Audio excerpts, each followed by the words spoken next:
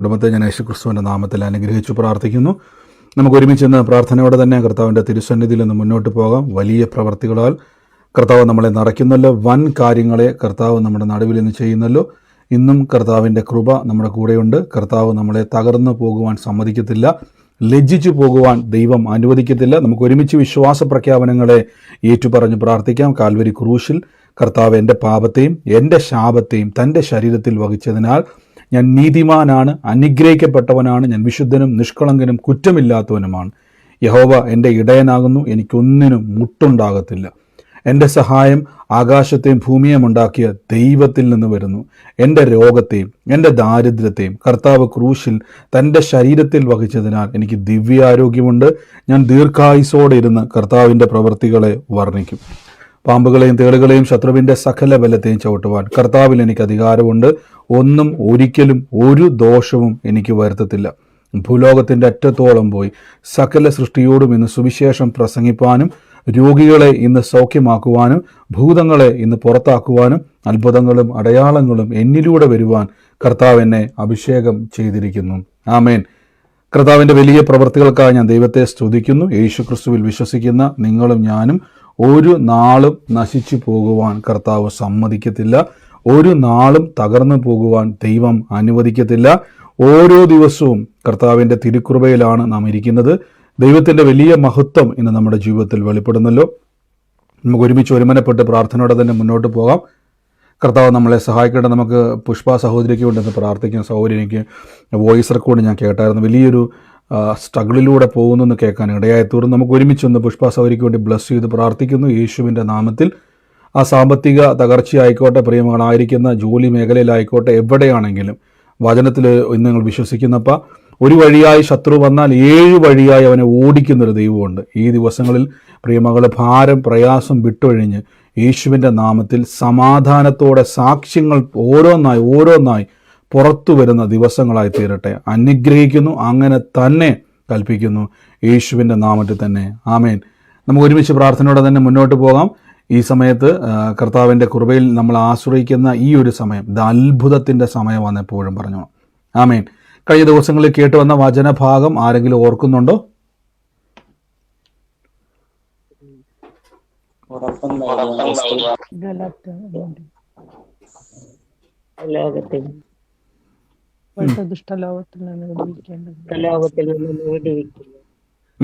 നമ്മൾ ഇന്നലെ കേട്ട് ഇപ്പോഴത്തെ ദുഷ്ടലോകത്തിൽ നിന്നും നമ്മെ വിടിവിക്കേണ്ടതിന്, അല്ലേ? അപ്പം നമ്മൾ ഇന്നലെ കേട്ടതുപോലെ തന്നെ ഇന്നതിൻ്റെ തുടർച്ചയായിട്ട് നമ്മൾ ഇന്ന് മുതൽ ഗലാത്യർക്ക് എഴുതിയ ലേഖനമാണ് ഇന്ന് മുതൽ ധ്യാനിക്കുവാൻ വേണ്ടി പോകുന്നത്. തീർച്ചയായിട്ടും ഈ വചനത്തിൻ്റെ അകത്ത് എന്തൊക്കെയുണ്ടോ അതൊക്കെ കേൾക്കാനല്ല, അനുഭവിക്കുവാൻ പരിശുദ്ധാത്മാവിൽ ഇടയാക്കും. കർത്താവ് നിങ്ങളെ സഹായിക്കുന്ന ദൈവമാണല്ലോ. ദൈവം അത്ഭുതങ്ങളുടെ ദൈവമാണ്. നമുക്ക് ഒരുമിച്ച് പ്രാർത്ഥിക്കാം. ഈ നെയ്യാറ്റിൻകരയിൽ നിന്ന് ഈ സമയത്ത് പ്രാർത്ഥനയ്ക്ക് കയറിയ ആരെങ്കിലും ഉണ്ടോ? നെയ്യാറ്റിൻകര എന്ന് പറയുന്ന സ്ഥലത്ത് അറിയുന്ന കയറിയ ആരെങ്കിലും ഉണ്ടോ ഇന്ന് പ്രാർത്ഥനയിൽ? തിരുവനന്തപുരത്ത് നെയ്യാറ്റിൻകര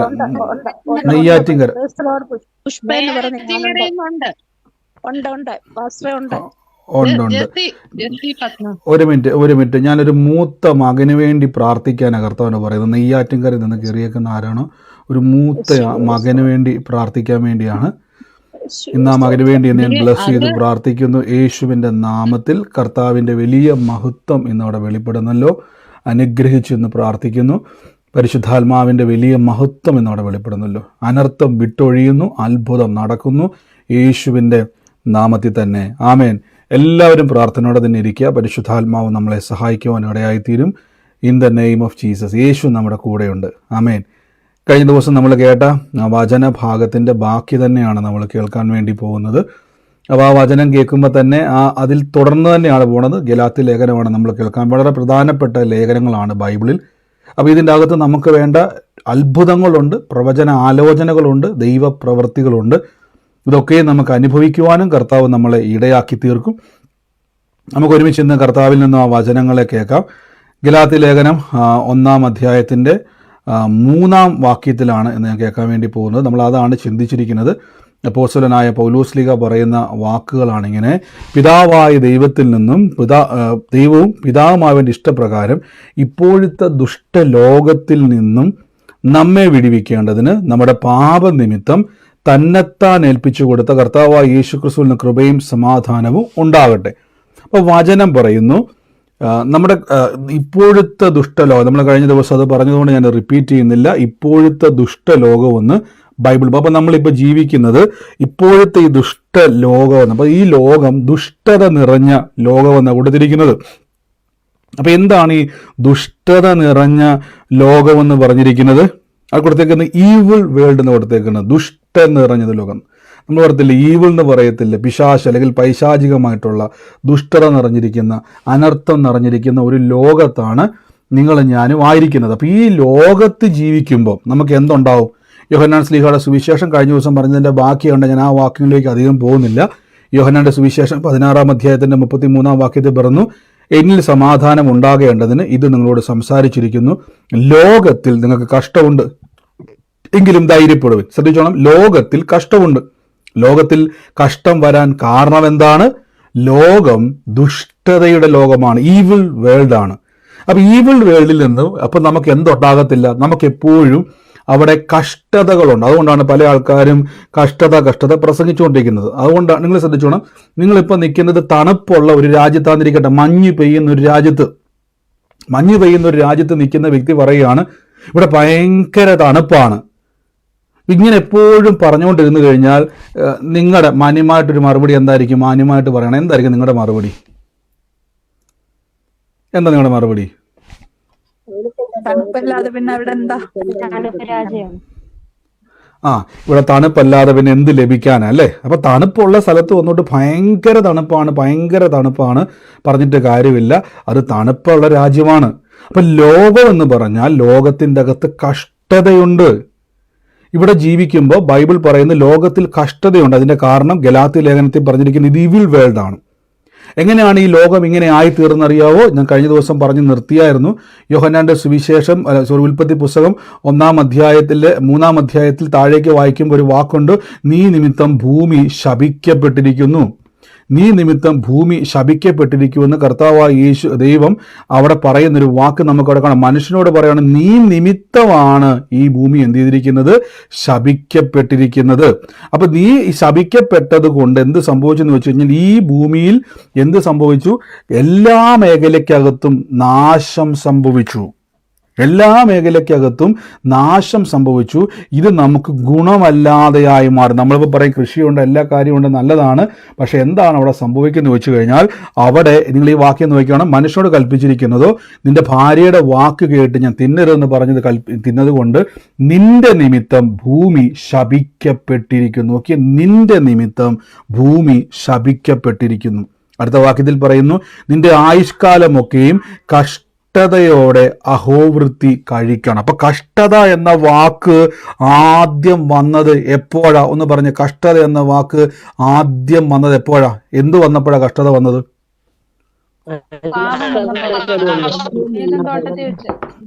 ഇത് നിങ്ങൾ മറക്കല്ലേ, ഇത് നിങ്ങൾ മറന്നു പോകല്ലേ. ഞാനൊരു ക്വസ്റ്റ്യൻ ചോദിക്കാം. നമുക്ക് ഈ ദിവസങ്ങളിൽ അനുഭവിക്കുന്ന പ്രയാസങ്ങൾ തകർന്ന് പുറത്തു വരാൻ എത്രവർക്ക് ആഗ്രഹമുണ്ട്? നിങ്ങളോട് ഞാൻ പറയണം, ഏറ്റവും നല്ലൊരു മാർഗം ഞാൻ പറഞ്ഞു തരാൻ വേണ്ടി പോവാ. ശ്രദ്ധിച്ചോണം, ദൈവം ഒരിക്കലും മനുഷ്യന് കഷ്ടത കൊടുത്തില്ല. ദൈവം കഷ്ടത കൊടുത്തില്ല. പക്ഷെ നീ നിമിത്തം ഭൂമി ശപിക്കപ്പെട്ടു. എന്നിട്ട് പറയുകയാണ്, നിന്റെ ആയുഷ്കാലമൊക്കെ നീ കഷ്ടതയോടെ അഹോവൃത്തി കഴിക്കണം. അപ്പൊ കഷ്ടത എന്ന വാക്ക് വന്നത് തന്നെ ശാപം വന്നതുകൊണ്ടാണ്. താഴത്തെ ഒരു 18 വാക്യം നിങ്ങൾ നോക്കി, ഇവിടെ പറയുന്നു, മുള്ളും പറക്കാരെയും നിനക്ക് അതിൽ നിന്നും മുളച്ചു വരും. അപ്പൊ അതുവരെ മുള്ളും പറക്കാരെയും ഇല്ലായിരുന്നു. വയലിലെ സസ്യം നിനക്ക് ആഹാരമാകും. അപ്പോൾ വയലിലെ സസ്യം നിനക്ക് ആഹാരമാകും എന്ന് പറയുമ്പോൾ നമ്മൾ പറയും, ബ്രദറെ അതൊരു ശാപമാണോ എന്ന് നമ്മൾ ചിന്തിക്കത്തില്ലേ? അപ്പൊ ഇതൊക്കെയും ദൈവം നമുക്ക് വേണ്ടി നല്ലത് ഒരുക്കി വെച്ചിട്ടുണ്ടായിരുന്നു. എന്നാൽ നല്ലതിൽ നിന്നും എന്ത് സംഭവിച്ചെന്നറിയോ? ശാപം നിമിത്തം മുള്ളും പരക്കാരെയും നിനക്കതിൽ നിന്നുണ്ടായി. അപ്പൊ കഷ്ടത നമ്മുടെ ജീവിതത്തിൽ. അപ്പൊ അതുവരെ ദൈവം വെച്ചിരുന്നത് കഷ്ടതയോടെ അഹോവൃത്തി കഴിക്കാന്നൊരു ആശയമല്ലായിരുന്നു. ദൈവം എല്ലാം ഒരുക്കി വെച്ചിട്ടുള്ളത്. ഇപ്പം നിങ്ങൾ പലപ്പോഴും ചിന്തിച്ചിട്ടില്ല, ഈ ബൈബിൾ വിശ്വാസത്തിലേക്ക് വരുന്ന സമയത്ത് ബ്രദർ ഇവിടുന്ന് പറഞ്ഞുകൊണ്ടിരും, ദൈവം എല്ലാം ഒരുക്കും. അപ്പം നിങ്ങൾ ചിന്തിക്കും, ബ്രദറെ ചുമ്മാ എന്തിനാ ദൈവം ഇതെല്ലാം ഒരുക്കുന്നത്? ദൈവത്തിൻ്റെ പ്ലാൻ എന്ന് പറഞ്ഞാൽ നിങ്ങൾക്ക് എല്ലാം കരുതുന്ന ദൈവമാണ്. നമ്മുടെ പ്ലാൻ എന്ന് പറഞ്ഞാൽ നമ്മൾ കഷ്ടപ്പെട്ട് തകർന്ന് നമ്മുടെ ജീവിതത്തിലെ നല്ലൊരു ആയുസ് മൊത്തവും ഒന്ന് ആലോചിക്കുക. നിങ്ങളുടെ 10-60 വയസ്സ് വരെ നിങ്ങൾ കഷ്ടപ്പെട്ട് ജീവിച്ച് കിടപ്പിലാകുന്നത് വരെ നോർമലായിട്ട് എല്ലാ മനുഷ്യരും എന്ത് ചെയ്യുക? അധ്വാനിച്ച് അവസാനം രോഗിയായി കിടക്കുന്നു. വല്ലതും ജീവിതത്തിൽ സന്തോഷിക്കാൻ പറ്റുമോ? ജീവിതത്തിൽ നല്ല സമയങ്ങളൊക്കെ നമുക്ക് നഷ്ടപ്പെടും. എങ്ങനെ? കഷ്ടതയോടെ നമ്മളെല്ലാവരും എന്ത് ചെയ്യുക? അഹോവൃത്തിക്ക് വേണ്ടി ഓടുക. പക്ഷെ ദൈവം നമുക്ക് വേണ്ടി കരുതി വെച്ചിരിക്കുന്നതൊക്കെ നമുക്ക് കാണാനോ അനുഭവിക്കുവാനോ കഴിയുന്നില്ല. എന്തുകൊണ്ടെന്ന് ചോദിച്ചു കഴിഞ്ഞാൽ നമുക്കിപ്പോഴും എങ്ങനെയാണ് ദൈവത്തിൻ്റെ അനുഗ്രഹത്തിലേക്ക് പ്രവേശിക്കുക എന്നൊരു അറിവ് നമുക്കിപ്പോഴും ഇല്ല. അപ്പം മുള്ളും പറക്കാരെയും, അപ്പം ഈ ഭൂമിയിൽ അതുവരെ മുള്ളും പറക്കാരെയും ഇല്ലായിരുന്നു. ഇത് ശ്രദ്ധിച്ചോണേ. അപ്പം ശാപം നിമിത്തം ഭൂമിയുടെ ഷേപ്പ് എന്ത് ചെയ്തു? ഈവിൽ വേൾഡ് ആയിപ്പോയി. അപ്പൊ എന്ത് സംഭവിച്ചു? ഇനി ഭൂമിയിൽ എന്തുണ്ടാവും എന്നറിയാവോ? നിങ്ങൾ ഈ വാക്യം നോക്കിയേ. ലോകത്തിൽ എന്തുണ്ട്? കഷ്ടമുണ്ട്. അപ്പൊ യേശുക്രിസ്തു പറയണ ലോകത്തിൽ കഷ്ടമുണ്ട്. പ്രത്യേകിച്ച് ആരും പഠിപ്പിക്കേണ്ട, ലോകത്തിൽ കഷ്ടമുണ്ട്. അടുത്ത വാക്യത്തിൽ പറഞ്ഞു ധൈര്യപ്പെടുവിൻ. നിങ്ങൾ ശ്രദ്ധിച്ചു, ധൈര്യപ്പെടുവിൻ. ഞാൻ പറഞ്ഞില്ലേ, നമ്മുടെ ജീവിതത്തിൽ ഒരു വഴി അടയുമ്പോൾ ലോകത്തിലാണോ ജീവിക്കുന്നത്? ഒരു വഴി അടഞ്ഞാൽ ദൈവത്തിലുള്ളവൻ പറയണം, എൻ്റെ മുമ്പിൽ ലോകപ്രകാരം ഒരു വഴി അടഞ്ഞാൽ സ്വർഗത്തിൽ നിന്ന് അവൻ 7 വഴി തുറക്കുന്ന ദൈവം എൻ്റെ കൂടെയുണ്ട്. ആമേൻ. ഇങ്ങനെ നമ്മൾ എന്ത് ചെയ്തോണം? ഇനി ശ്രദ്ധിച്ചോണം എങ്ങനെ അതിലേക്ക് വരുന്നത് ഞാൻ പറഞ്ഞു തരാം. അപ്പം ഇവിടെ നിങ്ങൾ നോക്കിയോണം, യേശുക്രിസ്തു പറയുകയാണ്, ഞാൻ ലോകത്തെ ജയിച്ചിരിക്കുന്നു. അപ്പൊ നിങ്ങൾക്ക് സമാധാനം എന്നുള്ള കർത്താവ്, ലോകത്തിൽ കഷ്ടമുണ്ട്, ധൈര്യപ്പെടും, ഞാൻ ലോകത്തെ ജയിച്ചിരിക്കുന്നു. അപ്പൊ ലോകത്തെ ജയിച്ചിരിക്കുന്നു പറഞ്ഞാൽ ലോകത്തിൽ കഷ്ടം വരാൻ കാരണം എന്തുവാ? പറ, ലോകത്തിൽ കഷ്ടം വരാൻ കാരണം എന്തുവാ? ഉൽപ്പത്തി കേട്ടത് വെച്ച് പറ.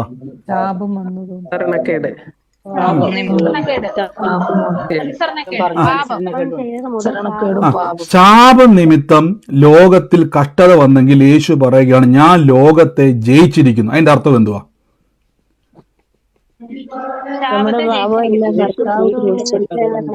നിങ്ങൾ ഈ പാപത്തിൽ കിടന്ന് കറങ്ങാതെ ഉൽപ്പത്തി പുസ്തകം 3-ാം അധ്യായം ഒന്നുകൂടെ ഇനി വായിക്കും കാണാഞ്ഞിട്ടാണെന്ന് എനിക്ക് തോന്നുന്ന സംശയം. ഉൽപ്പത്തി പുസ്തകം 3-ാം അധ്യായത്തിൽ പറഞ്ഞിരിക്കുന്നത്, നീ നിമിത്തം എന്ത് സംഭവിച്ചു? നിന്റെ നിമിത്തം ഭൂമി എന്ത് ചെയ്തു? ശപിക്കപ്പെട്ടു. ഇനി ഇവിടെ കഷ്ടത എന്നൊരു വാക്ക് കണ്ടോ? നിന്റെ ആയുഷ്കാലമൊക്കെ കഷ്ടതയോടെ. അപ്പൊ ശപിക്കപ്പെട്ടിരിക്കുന്നതിന്റെ തൊട്ട് താഴെ കണ്ടോ കഷ്ടത? അപ്പൊ ശപിക്കപ്പെടാൻ അല്ലെങ്കിൽ ഭൂമിയിൽ കഷ്ടത വരാൻ കാരണം എന്തോ? ഇനി പറ, കഷ്ടത വരാൻ കാരണം എന്തോ? ശാപം. അങ്ങനെയെങ്കിൽ യേശു പറഞ്ഞു, എങ്ങനെയെങ്കിൽ കർത്താവായ യേശു പറഞ്ഞു, ഞാൻ ലോകത്തെ ജയിച്ചിരിക്കുന്നു. ഞാൻ ലോകത്തിൽ കഷ്ടമുണ്ട്, ധൈര്യപ്പെടുമ്പോൾ ഞാൻ ലോകത്തെ ജയിച്ചിരിക്കുന്നു. കഷ്ടം വരാൻ കാരണം എന്തുവാ? അതാണ് ഉത്തരം. നിങ്ങൾ ശ്രദ്ധിക്കാതെ ഉത്തരം പറയാം. ഞാൻ എന്തിനാ ഈ ചോദ്യം ചോദിക്കുന്ന അറിയാവോ? നിങ്ങളിത് മനസ്സിലോട്ട് കയറണം. അല്ലെങ്കിൽ എല്ലാ സ്ഥലത്തും പ്രാർത്ഥനയ്ക്ക് പോവും, കടന്നങ്ങ് ഉറങ്ങും. ഏറ്റവും ഒടുവിൽ പ്രാർത്ഥനയുടെ ആരാധന സമയത്ത് കൈയടിച്ച് ഭയങ്കര ഹാലേലൂയ പറഞ്ഞിട്ട് ഭയങ്കര വലിയ ആരാധനയായിരുന്നു, സ്വോത്രം അറിയോ, എന്നാ വലിയ പ്രസംഗമായിരുന്നു എന്നും പറഞ്ഞ് നിങ്ങൾ പൊടിയും തട്ടി ഇറങ്ങി പോകുമ്പോൾ എന്നെ കുഴപ്പമെന്ന് അറിയാമോ? നിങ്ങളുടെ പ്രശ്നങ്ങൾ അതേപോലെ തന്നെ ഇരിക്കും. അടുത്ത ബ്രദർ വരുമ്പോൾ അടുത്ത ബ്രദറിൻ്റെ പുറകെ പോവും, ആ ബ്രദറിൻ്റെ കുറ്റവും പറയും, ആ ബ്രദർ എനിക്ക് വേണ്ടി പ്രാർത്ഥിച്ചില്ല, മൈൻഡ് ചെയ്തില്ല. നിങ്ങളിപ്പോഴും എന്ത് ചെയ്യും? ഇങ്ങനെ നടക്കും. ഇത് ശ്രദ്ധിച്ച് കേട്ടോണം. ഇവിടെ നിങ്ങൾ ശ്രദ്ധിച്ച്, നീ നിമിത്തം ഭൂമി ശപിക്കപ്പെട്ടു. അപ്പൊ ശാപമുള്ള ഭൂമിയിൽ കഷ്ടതയുണ്ട്, ശാപമുള്ള ഭൂമിയിൽ കഷ്ടപ്പാടുകളുണ്ട്, കഷ്ടതയോടെ അഹോവൃത്തി കഴിക്കും. അപ്പൊ നമ്മുടെ ജീവിതകാലം മുഴുവൻ നിങ്ങൾ ഇപ്പോഴും ഓടിക്കൊണ്ടിരിക്കുമല്ലോ. നിങ്ങളുടെ ജീവിതകാലം മൊത്തം ഓടി തളർന്ന് 60-ാം വയസ്സിൽ ഷുഗറും പ്രഷറും ക്യാൻസറും എല്ലാം പിടിച്ച് മനുഷ്യൻ എന്ത് ചെയ്യുക? മരിക്കാൻ കിടക്കുക. നല്ല സമയങ്ങൾ മുഴുവൻ കഷ്ടതയോടെ എന്ത് ചെയ്തു? അഹോവൃത്തിക്ക് വേണ്ടി ഓടുക. ലോൺ അടയ്ക്കാൻ വേണ്ടിയല്ല, നമ്മൾ ശരിക്കും പറഞ്ഞാൽ ആഹാരം കഴിക്കാൻ വേണ്ടിയല്ല ഈ ഓടുന്നത്. ലോണും ഒക്കെ രണ്ടാമതാണ് വരുന്നത്. എന്നാൽ മത്തായിയുടെ സുവിശേഷത്തിൽ യേശു ദൈവരാജ്യം പറഞ്ഞപ്പോൾ ഒരു വാക്ക് പറഞ്ഞു, എന്തുണ്ണും എന്തുടുക്കുമെന്ന് നീ വിചാരപ്പെടണ്ട. അപ്പോൾ ഒരു ചോദ്യം, കർത്താവേ, ഞങ്ങൾക്ക് ഉണ്ണണമെങ്കിൽ കഷ്ടതയോടെ അഹോവൃത്തി കഴിക്കണം. കർത്താവ് പറയുന്നു, എന്തുണ്ണും എന്തുടുക്കുമെന്ന് നീ വിചാരപ്പെടണം. ഇതൊക്കെ എൻ്റെ അർത്ഥം എന്തുവാ? ഇനി നിങ്ങൾ നോക്കിയേ, യേശു യോഹന്നാനി പറയുകയാണ്. ഇനി ആരും ഒന്നും മിണ്ടണ്ട. യേശു യോഹന്നാൻ ഞാൻ ശ്രദ്ധിച്ച് കേട്ടാൽ മതിയെ. ഞാൻ ചോദിക്കുമ്പോൾ പറയണം, ശ്രദ്ധിച്ച് കേട്ടോണം, വളരെ പ്രധാനപ്പെട്ടതാണ്. അപ്പൊ ശാപമുള്ള ഭൂമിയിൽ കഷ്ടതയുണ്ടെങ്കിൽ യേശു യോഹന്നാൻ സുവിശേഷത്തിൽ പറയുകയാണ്, ലോകത്തിൽ കഷ്ടമുണ്ട്. ശ്രദ്ധിച്ചോണം, ലോകത്തിൽ കഷ്ടമുണ്ട്. നോക്കിക്കേ, എങ്കിലും ധൈര്യപ്പെടുവിൻ, ഞാൻ ലോകത്തെ ജയിച്ചിരിക്കുന്നു. അപ്പൊ ലോകത്തിൽ കഷ്ടമുണ്ട്, ധൈര്യപ്പെടണം, ഞാൻ ലോകത്തെ ജയിച്ചിരിക്കുന്നു എന്ന് പറഞ്ഞാൽ ഞാൻ കഷ്ടതയെ ജയിച്ചിരിക്കുന്നു. അപ്പൊ കഷ്ടത വരാൻ കാരണം എന്തുവാ? ഇനി ഞാൻ പറഞ്ഞു, ഇനി കഷ്ടത വരാൻ കാരണം എന്തുവാ? എനിക്ക് എത്രയും കേട്ടതൊന്ന് പറഞ്ഞ് മനസ്സിലായി. കഷ്ടത എന്താ വരാൻ കാരണം?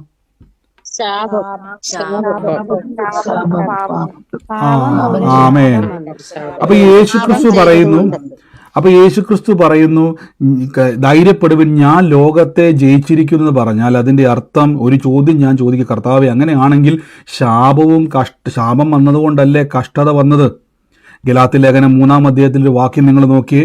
ഇവിടെ നമ്മൾ എപ്പോഴും പറയുന്ന വാക്യം 3-ാം അധ്യായത്തിന്റെ 13-ാം വാക്യം. ഗലാത്യർ 3:13 നമ്മൾ എത്തിയിട്ടില്ല, ഗലാത്യർ 1-ലേക്കാണുള്ളൂ. മരത്തിന്മേൽ തൂങ്ങുന്നവനെല്ലാം ശപിക്കപ്പെട്ടവൻ എഴുതിയിരിക്കുന്നത് പോലെ ക്രിസ്തു നമുക്ക് വേണ്ടി ശാപമായി തീർന്നു. ക്രിസ്തു നമുക്ക് വേണ്ടി ശാപമായി തീർന്നു. ന്യായപ്രമാണത്തിന്റെ ശാപത്തിൽ നിന്ന് നമ്മെ വിലയ്ക്ക് വാങ്ങി. അപ്പം ന്യായപ്രമാണം ഒരിക്കലും ശപിക്കപ്പെട്ടതല്ല. ന്യായപ്രമാണം ഉൽപ്പത്തി മുതൽ ശപിക്കപ്പെട്ട മനുഷ്യനെ ന്യായപ്രമാണത്തിലൂടെ ശാപത്തിൽ നിന്നും അനുഗ്രഹത്തിലേക്ക് കൊണ്ടുവരാൻ വേണ്ടി വന്നതാ. അവസാനം എന്ത് സംഭവിച്ചു? ന്യായപ്രമാണ പ്രകാരം ഇപ്പോഴും മനുഷ്യൻ ശാപത്തിൽ. ദൈവം എപ്പോഴും ദൈവത്തിന്റെ പ്രമാണം വെച്ചാണ് നോക്കുന്നത്. അപ്പൊ ഈ കഷ്ടതയും പ്രയാസവും ദുരിതങ്ങളും നമ്മളെല്ലാം നമ്മുടെ ജീവിതത്തിൽ വരാൻ കാരണം, തണുപ്പുള്ള മഞ്ഞുള്ള ഒരു രാജ്യത്ത് നിങ്ങൾ താമസിച്ചാൽ പ്രത്യേകിച്ച് നിങ്ങളുടെ കൈയും കാലും വിറയ്ക്കാതിരിക്കത്തില്ല. കൈയും കാലും വിറയ്ക്കും, മൂക്കടയ്ക്കും, ചെവിയും കാതും ഒക്കെ പൊത്തണമെന്ന് പറയുന്നത് പോലെ തന്നെ ശപിക്കപ്പെട്ട ഭൂമിയിൽ ജീവിച്ചാൽ കഷ്ടത ഉണ്ടുവെങ്കിൽ യേശു പറഞ്ഞു, ധൈര്യപ്പെടുവിൻ, ഞാൻ ലോകത്തെ ജയിച്ചിരിക്കുന്നു. ചോദ്യം, ലോകത്തെ ജയിക്കണമെങ്കിൽ ശാപം മാറണം. ശാപം മാറണമെങ്കിൽ എന്ത് ചെയ്യണം? മരത്തിന്മേൽ യേശു തൂങ്ങണം. ന്യായപ്രമാണ പ്രകാരം, ദൈവത്തിന്റെ കൽപ്പന പ്രകാരം നോക്കുമ്പോൾ ശാപം ഇപ്പോഴും ഭൂമിയിലുണ്ട്. യേശുക്രിസ്തു ന്യായപ്രമാണത്തിന്റെ ശാപത്തിൽ നിന്നും നമ്മെ വിലക്കി. അതിന്റെ അർത്ഥം, ഇനി ദൈവത്തിന്റെ പ്രമാണപ്രകാരം നിങ്ങൾ ശാപമല്ല, യേശു നമ്മുടെ ശാപത്തെ വഹിച്ചു. ഹല്ലേലൂയ. ഇതുകൊണ്ടാണ് യേശു പറഞ്ഞത് ധൈര്യപ്പെടണം. യോഹന്നാന്റെ സുവിശേഷത്തിൽ യേശുക്രിസ്തു ഇത് പറയുന്ന സമയത്ത്, ഇതാണ് പലപ്പോഴും ഞാൻ പറഞ്ഞത്, നമ്മൾ കഴിഞ്ഞ ദിവസമൊക്കെ എടുത്ത സമയത്ത് യേശു പറയും, ധൈര്യപ്പെടുവിൻ, ഞാൻ ലോകത്തെ ജയിച്ചിരിക്കുന്നു എന്ന് പറയുന്ന സമയത്ത് ഞാൻ ചോദിച്ചോട്ടെ, യേശുക്രിസ്തു യഥാർത്ഥത്തിൽ ശാപത്തെ മാറ്റിയോ യോഹന്നാന്റെ സുവിശേഷത്തിൽ? ഇല്ല. ഇതാണ് നമ്മൾ ബൈബിൾ വായിക്കാൻ കഴിഞ്ഞ ദിവസം പറഞ്ഞ നമ്മൾ സ്വർഗസ്വന പിതാവുടെ പ്രാർത്ഥന പറഞ്ഞപ്പോഴും ഞാൻ പലർക്കും കൺഫ്യൂഷൻ വന്നത്. യേശുക്രിസ്തു ഇത് പറയുന്ന സമയത്ത് ലോകത്തെ കഷ്ടത ജയിച്ചിട്ടില്ല. കാര്യം ലോകത്തെ ജയിക്കണമെങ്കിൽ, ലോകത്തിന്റെ കഷ്ടത നീങ്ങണമെങ്കിൽ മരത്തിന്മേൽ യേശു ശപിക്കപ്പെടണം, ശാപമായി തീരണം. പലപ്പോഴും നമ്മൾ ബൈബിളിലെ വാക്കുകൾ തെറ്റിദ്ധരിക്കപ്പെട്ടുകൊണ്ടാണ് ഈ പ്രശ്നങ്ങൾ വന്നത്. അപ്പൊ ഇവിടെ പറയുകയാണ്, അപ്പൊ നമ്മുടെ ജീവിതത്തിൽ ശാപമാണ് ലോകത്തിൽ കഷ്ടത കൊണ്ടുവരുന്നിരിക്കുന്നത്. ഇനി നിങ്ങൾ നേരെ ഗലാത്യ ലേഖനത്തിലേക്കൊന്ന് വരാവേ. 3-ാം അധ്യായത്തിൽ നമുക്ക് 1-ാം അധ്യായത്തിലേക്കൊന്ന് വരാം. അതിന്റെ 1-ാം അധ്യായത്തിന്റെ 3-ാം വാക്യത്തിൽ പറയുന്നു, ഇപ്പോഴത്തെ ദുഷ്ടലോകത്തിൽ, അപ്പൊ ഇപ്പോഴത്തെ ദുഷ്ടലോകത്തിൽ നമ്മെ വിടുവിക്കേണ്ടതിനും നിങ്ങളുടെ പാപനിമിത്തം തന്നെത്താൽ ഏൽപ്പിച്ചുകൊടുത്ത കർത്താവായ യേശു ക്രിസ്തു. അപ്പൊ നമുക്ക് ഇന്നത്തെ വിടുതലിന് വേണ്ടി യേശു ക്രിസ്തു നമുക്ക് വേണ്ടി ക്രൂശിൽ യാഗമായി തീർന്നു. അപ്പൊ ഇതെല്ലാം കേട്ടിട്ട് നമ്മൾ നോക്കും, പുറത്തോട്ടിറങ്ങുമ്പോൾ നോക്കുമ്പോൾ മുള്ളുകൊണ്ട് പറക്കാരയുണ്ട്. ശ്രദ്ധിച്ചിട്ടുണ്ടോ? ബ്രദർ, ശാപം മാറി, യേശു വന്നു, ക്രൂശിൽ കയറി, ശാപം മാറി, ഇപ്പൊ കഷ്ടതയില്ല, പ്രയാസമില്ല എന്നൊക്കെ ബ്രദർ പറയാൻ നല്ല രസമാണ്. പക്ഷെ ബ്രദറെ, ഇതെല്ലാം ഇപ്പോഴും ഇവിടെ തന്നെ ഉണ്ടല്ലോ. ആണോ അല്ലയോ? നിങ്ങൾ പറ, ഇപ്പോഴും ഇവിടെ തന്നെ ഉണ്ടോ ഇല്ലയോ? ഉണ്ടോ ഇല്ലയോ? ഉണ്ട്. സിസ്റ്റർ അത് ആലോചിച്ച് ഞാനത് പറയാവേ. അപ്പൊ നമ്മൾ ചിന്തിക്കും, ഇതെല്ലാം അവിടെ തന്നെ ഉണ്ടല്ലോ. ബ്രദർ ഈ പറയുന്നതും ബൈബിളുമായിട്ട്, ഇനി ബൈബിളാണോ ശരി, എൻ്റെ ജീവിതമാണോ ശരി? കൺഫ്യൂഷൻ വന്നു. കാര്യം രണ്ടും, ബൈബിൾ പറയുന്നത് വിശ്വസിക്കണമെങ്കിൽ ഒരു കാര്യമുണ്ട്, എൻ്റെ ഈ ജീവിതത്തിൽ നിൽക്കുന്ന ഈ പ്രയാസങ്ങൾക്കകത്തൊരു പരിഹാരം വേണ്ടേ? നിങ്ങൾ ശ്രദ്ധിച്ചിട്ടുണ്ടോ യേശുക്രിസ്തുവിൻ്റെ തലമേൽ ഒരു മുൾക്കിരീടം വെച്ചത്? ആരെങ്കിലും ഓർക്കുന്നുണ്ടോ? ഒരു മുള്ളുകൊണ്ടൊരു കിരീടം ഉണ്ടാക്കി. അവർ ശരിക്കും പറഞ്ഞാൽ യേശുക്രിസ്തുവിനെ ഉപദ്രവിക്കാൻ വേണ്ടി ചെയ്തതാണ്. യഥാർത്ഥത്തിൽ ശാപനിമിത്തം മുള്ളും പറക്കാരെയും ഭൂമിയിൽ ഉണ്ടായപ്പോൾ ഗലാത്യ ലേഖനത്തിൽ പറഞ്ഞു, യേശു നമ്മുടെ ശാപത്തെ വഹിച്ചു. ഇതൊരു സിമ്പല് പോലെ ആ തലയിലേക്ക് ആ മുള്ളു വന്നത്. നമ്മുടെ ശാപം യേശു തലയിൽ ചുമന്നു എന്ന് തന്നെ വെച്ചവർക്ക് മനസ്സിലായില്ല, ബൈബിള് വായിക്കുന്നവർക്ക് മനസ്സിലാവും, എൻ്റെ ശാപം നീങ്ങി. പക്ഷേ ഇതെന്താ ഞാൻ പറഞ്ഞില്ലേ, ദൈവം എന്ത് ചെയ്തെന്ന് വെച്ച് കഴിഞ്ഞാൽ ഇത് നമുക്ക് സൗജന്യമായി തന്നുവെങ്കിലും ഇത് വിലപിടിപ്പുള്ളതായതുകൊണ്ട് കർത്താവ് ഇതിനെ കയ്യിൽ വെച്ചു. എന്നിട്ട് യേശുവിലേക്ക് വരുന്നവർക്കും മാത്രം ഇത് അനുഭവിക്കുവാൻ കർത്താവ് അവസരം കൊടുത്തു. അതാ ഞാൻ പലപ്പോഴും പറഞ്ഞത്, ബൈബിളിലെ എല്ലാ അനുഗ്രഹങ്ങളും ക്രിസ്തുവിലൂടെ മാത്രമേ നിങ്ങൾക്ക് കിട്ടത്തുള്ളൂ. യേശു അതെല്ലാം തന്നു. പക്ഷെ അതൊക്കെ നിങ്ങൾക്ക് അനുഭവിക്കണമെങ്കിൽ നിങ്ങളുടെ അകത്ത് ക്രിസ്തുവിൽ നിങ്ങളാകണം. ഇവിടെ പ്രശ്നം ഞാൻ പറഞ്ഞ് മനസ്സിലാക്കി തരാം. ഒരു വാക്യത്തിലേക്ക് നമുക്ക് വരും. മനസ്സിലായി ഇപ്പം ഇത്ര നിങ്ങൾ കേട്ടല്ലോ, ശാപം മാറി കട്ടന്ന് മാറി. ഇപ്പം സിസ്റ്റർ പറഞ്ഞത് തന്നെ ഇതെല്ലാം ബ്രദറെ ഉണ്ടല്ലോ. റോമാലേഖനം 12-ാം അധ്യായത്തിൻ്റെ 2-ാം വാക്യം നോക്കി, ഈ ലോകത്തിന് അനുരൂപരാകാതെ. ഇതൊക്കെ പലപ്പോഴും പല ആൾക്കാർ എടുത്തേക്കുന്നത് നമ്മൾ ഈ നല്ല വസ്ത്രം ഇടുന്നതോ ഒരു എന്തെങ്കിലുമൊക്കെ നല്ല രീതിയിൽ ഒരുങ്ങുന്ന കാണുമ്പോൾ പലരും പറയാറില്ലേ, നിങ്ങൾ ഈ ലോകത്തിന് അനുരൂപരാകരുതെന്നൊക്കെ ചിലപ്പോൾ കേട്ടിട്ടില്ലേ? നിങ്ങൾ എത്ര പേര് കേട്ടിട്ടുണ്ട് അങ്ങനെയൊക്കെ? എത്ര പേര് അങ്ങനത്തെ പ്രശ്നം കേട്ടിട്ടുണ്ട്? അപ്പൊ പല ആളുകളും ഈ ഒരു വചനം വെച്ച് പറഞ്ഞു, നിങ്ങൾ ഈ ലോകക്കാരെ പോലെ ജീവിക്കരുത്. ഇവിടെ കൊടുത്തേക്കുന്ന ആ അർത്ഥമല്ല. ഈ ലോകത്തിന് അനുരൂപരാകരുതെന്ന് പറഞ്ഞാൽ ഈ ലോകം ഏത് ലോകമാണ്? കഷ്ടതയുള്ള ലോകമാണ്, ഈവിൾ വേൾഡാണ്. അപ്പൊ ഇതിനോട് അനുരൂപരാകരുത് എന്ന് അവിടെ പറഞ്ഞിരിക്കുകയാണ്. ശ്രദ്ധിച്ചോണം, ഇതിനോട് നിങ്ങൾ അനുരൂപർ ആകരുത്. ശ്രദ്ധിച്ച് ഞാൻ ആ വാക്യം നിങ്ങൾക്ക് ഒന്ന് എടുത്തുതരാം. റോമാലേഖനം കാണാൻ പറ്റുന്നുണ്ടല്ലോ, 12-ാം അധ്യായത്തിന്റെ 2-ാമത്തെ വാക്യമാണ്. ഞാൻ അതിൻ്റെ ഒരു വാക്യമാണ്, and be not conform to this world. നിങ്ങൾ എന്ത് ചെയ്യരുത്, ഈ ലോകത്തിൽ, എനിക്ക് ആ വാക്ക് ഇഷ്ടപ്പെട്ട, കൺഫോം ടു ദിസ് വേൾഡ്. നിങ്ങൾ ഈ ലോകത്തിന് എന്ത് ചെയ്യരുത്, ഈ ലോകവുമായിട്ട് നിങ്ങൾ അങ്ങോട്ട് ഉറപ്പിക്കരുത്. നമുക്കറിയാം കൺഫേം ചെയ്യാന്ന് പറഞ്ഞാൽ പല അർത്ഥങ്ങൾ ആ വാക്കിനുണ്ടെങ്കിലും അതിൻ്റെ ഒരു ഗ്രീക്ക് വേർഡ് ഞാൻ എടുത്ത സമയത്തേക്ക് ഇങ്ങനെയാണ്, നിങ്ങൾ ഒരിക്കലും ഈ ഒരു ലോകവുമായിട്ട് നിങ്ങൾ എന്ത് ചെയ്യരുത്, ഇഴകിച്ചേരരുത്. അതിൻ്റെ അർത്ഥം നിങ്ങൾ ഈ ലോകത്തിലുള്ളവരല്ല എന്നതിൻ്റെ അർത്ഥം. ഈ ലോകത്തിൽ ഇവർ അനുഭവിക്കുന്നത് പോലെ അനുഭവിക്കേണ്ടവരല്ല. ആര്? ക്രിസ്തുവിലുള്ളവർ. അനുരൂപരാകരുത്, ഈ ലോകത്തോട് നിങ്ങൾ ഇഴചേരരുത്. അതിൻ്റെ അർത്ഥം എന്ന് പറഞ്ഞാൽ നിങ്ങൾ ലോകക്കാരെ പോലെ ജീവിക്കരുതെന്നൊരാശയം നമ്മൾ പല പ്രസംഗം കേട്ടിരിക്കുന്നത്. സരസപ്പെടരുത്, അവരുമായിട്ട് എന്ത് ചെയ്യരുത്. പലപ്പോഴും നമുക്ക് ഇപ്പോഴും ഒന്നും കമൻറ്റ് ചെയ്യേണ്ട, ആൾക്കാർക്ക് ഒരു വിഷമം വേണ്ട ആരോടും. ശ്രദ്ധിച്ചു നോക്കി, ഈ ലോകത്തോട് അനുരൂപരാകരുതെന്ന് പറയുമ്പം നമ്മുടെ ചിന്തയെ മൊത്തം എന്തോ ലോകക്കാരെ പോലെ അങ്ങനെ നിൽക്കുക, അതല്ല അതിൻ്റെ അർത്ഥം. ഇതൊരു ഈവിൾ വേൾഡാണ്, ശാപമുള്ള. അപ്പം ഇവിടെ ഉള്ളവൻ ജീവിക്കുന്നത് പോലെ നിങ്ങൾ ജീവിക്കരുത്. നിങ്ങൾ വെറൈറ്റിയാണ്, നിങ്ങൾ വേറൊരാളാണ്, നിങ്ങളിപ്പോൾ ശാപപ്പെട്ടവരല്ല. നോക്കി, നിങ്ങൾ എന്നിട്ട് പറയാണ്, നന്മയും പ്രസാദവും പൂർണ്ണതയുമുള്ള ദൈവഹിതം, പൂർണ്ണതയുള്ള പ്രസാദമുള്ള ദൈവഹിതം നിങ്ങൾ എന്ത് ചെയ്യണം? തിരിച്ചറിയണം. അപ്പൊ ദൈവത്തിന്റെ ഹിതം എന്താണ്? ദൈവത്തിന്റെ ഹിതം എന്താ? നിങ്ങൾ പറ. ഇത്രയും കേട്ടത് വെച്ച് ദൈവത്തിന്റെ ഹിതം എന്തുവാ? യേശു പറഞ്ഞു, ലോകത്തിൽ കഷ്ടമുണ്ട്, ധൈര്യപ്പെടുവിൻ. ദൈവത്തിന്റെ ഹിതം എന്തുവാ?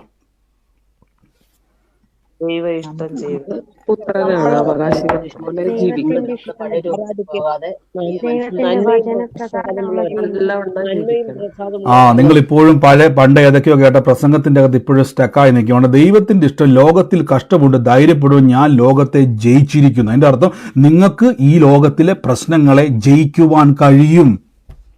അപ്പൊ നിങ്ങൾ അനുരൂപരാകാൻ അർത്ഥം എന്തുവാ? ഈ ലോകത്തിലെ പോലെ പ്രശ്നങ്ങളിൽ നിങ്ങൾ കുടുങ്ങിപ്പോകരുത്.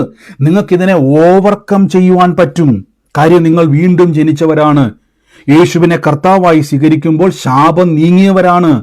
നിങ്ങളിപ്പോൾ ശാപത്തിലല്ല, അനുഗ്രഹത്തിലാണ്. ഇവിടെയാണ് വിശ്വാസ ജീവിതത്തിൻ്റെ അകത്ത് നമുക്ക് എപ്പോഴും കൺഫ്യൂഷൻ വരുന്നത്. നമ്മൾ രക്ഷിക്കപ്പെട്ട ഉടനെ ഇതൊന്നും കാണാൻ പറ്റുന്നില്ല. ഞാൻ ഓർത്ത് ബ്രദറെ, രക്ഷിക്കപ്പെട്ട് കഴിഞ്ഞ ഉടനെ എനിക്ക് കർത്താവ് എല്ലാ അനുഗ്രഹങ്ങളും എൻ്റെ കൈ കൊണ്ട് തന്നെന്ന്. കർത്താവ് എൻ്റെ കയ്യിലോട്ട് വന്ന് എന്നറിയാവോ? നല്ല 1-ാം തരം ബൈബിളാണ്. ഇത് തന്നിട്ട് കർത്താവ് എന്ത് ചെയ്തു? അങ്ങോട്ട് പോയി. നമ്മൾ ഓർത്ത കർത്താവ് എനിക്ക് വീടും തരും, കാറും തരും, എല്ലാം തരും, അനുഗ്രഹം തരും, എൻ്റെ ജീവിതത്തിൽ എല്ലാ സമാധാനം തരും. പക്ഷെ ഒന്നും കാണാൻ പറ്റുന്നില്ല. പകരം കണ്ണുകൊണ്ട് കാണാൻ പറ്റുന്നത് ബൈബിളാണ്. ഇത് തുറക്കണം.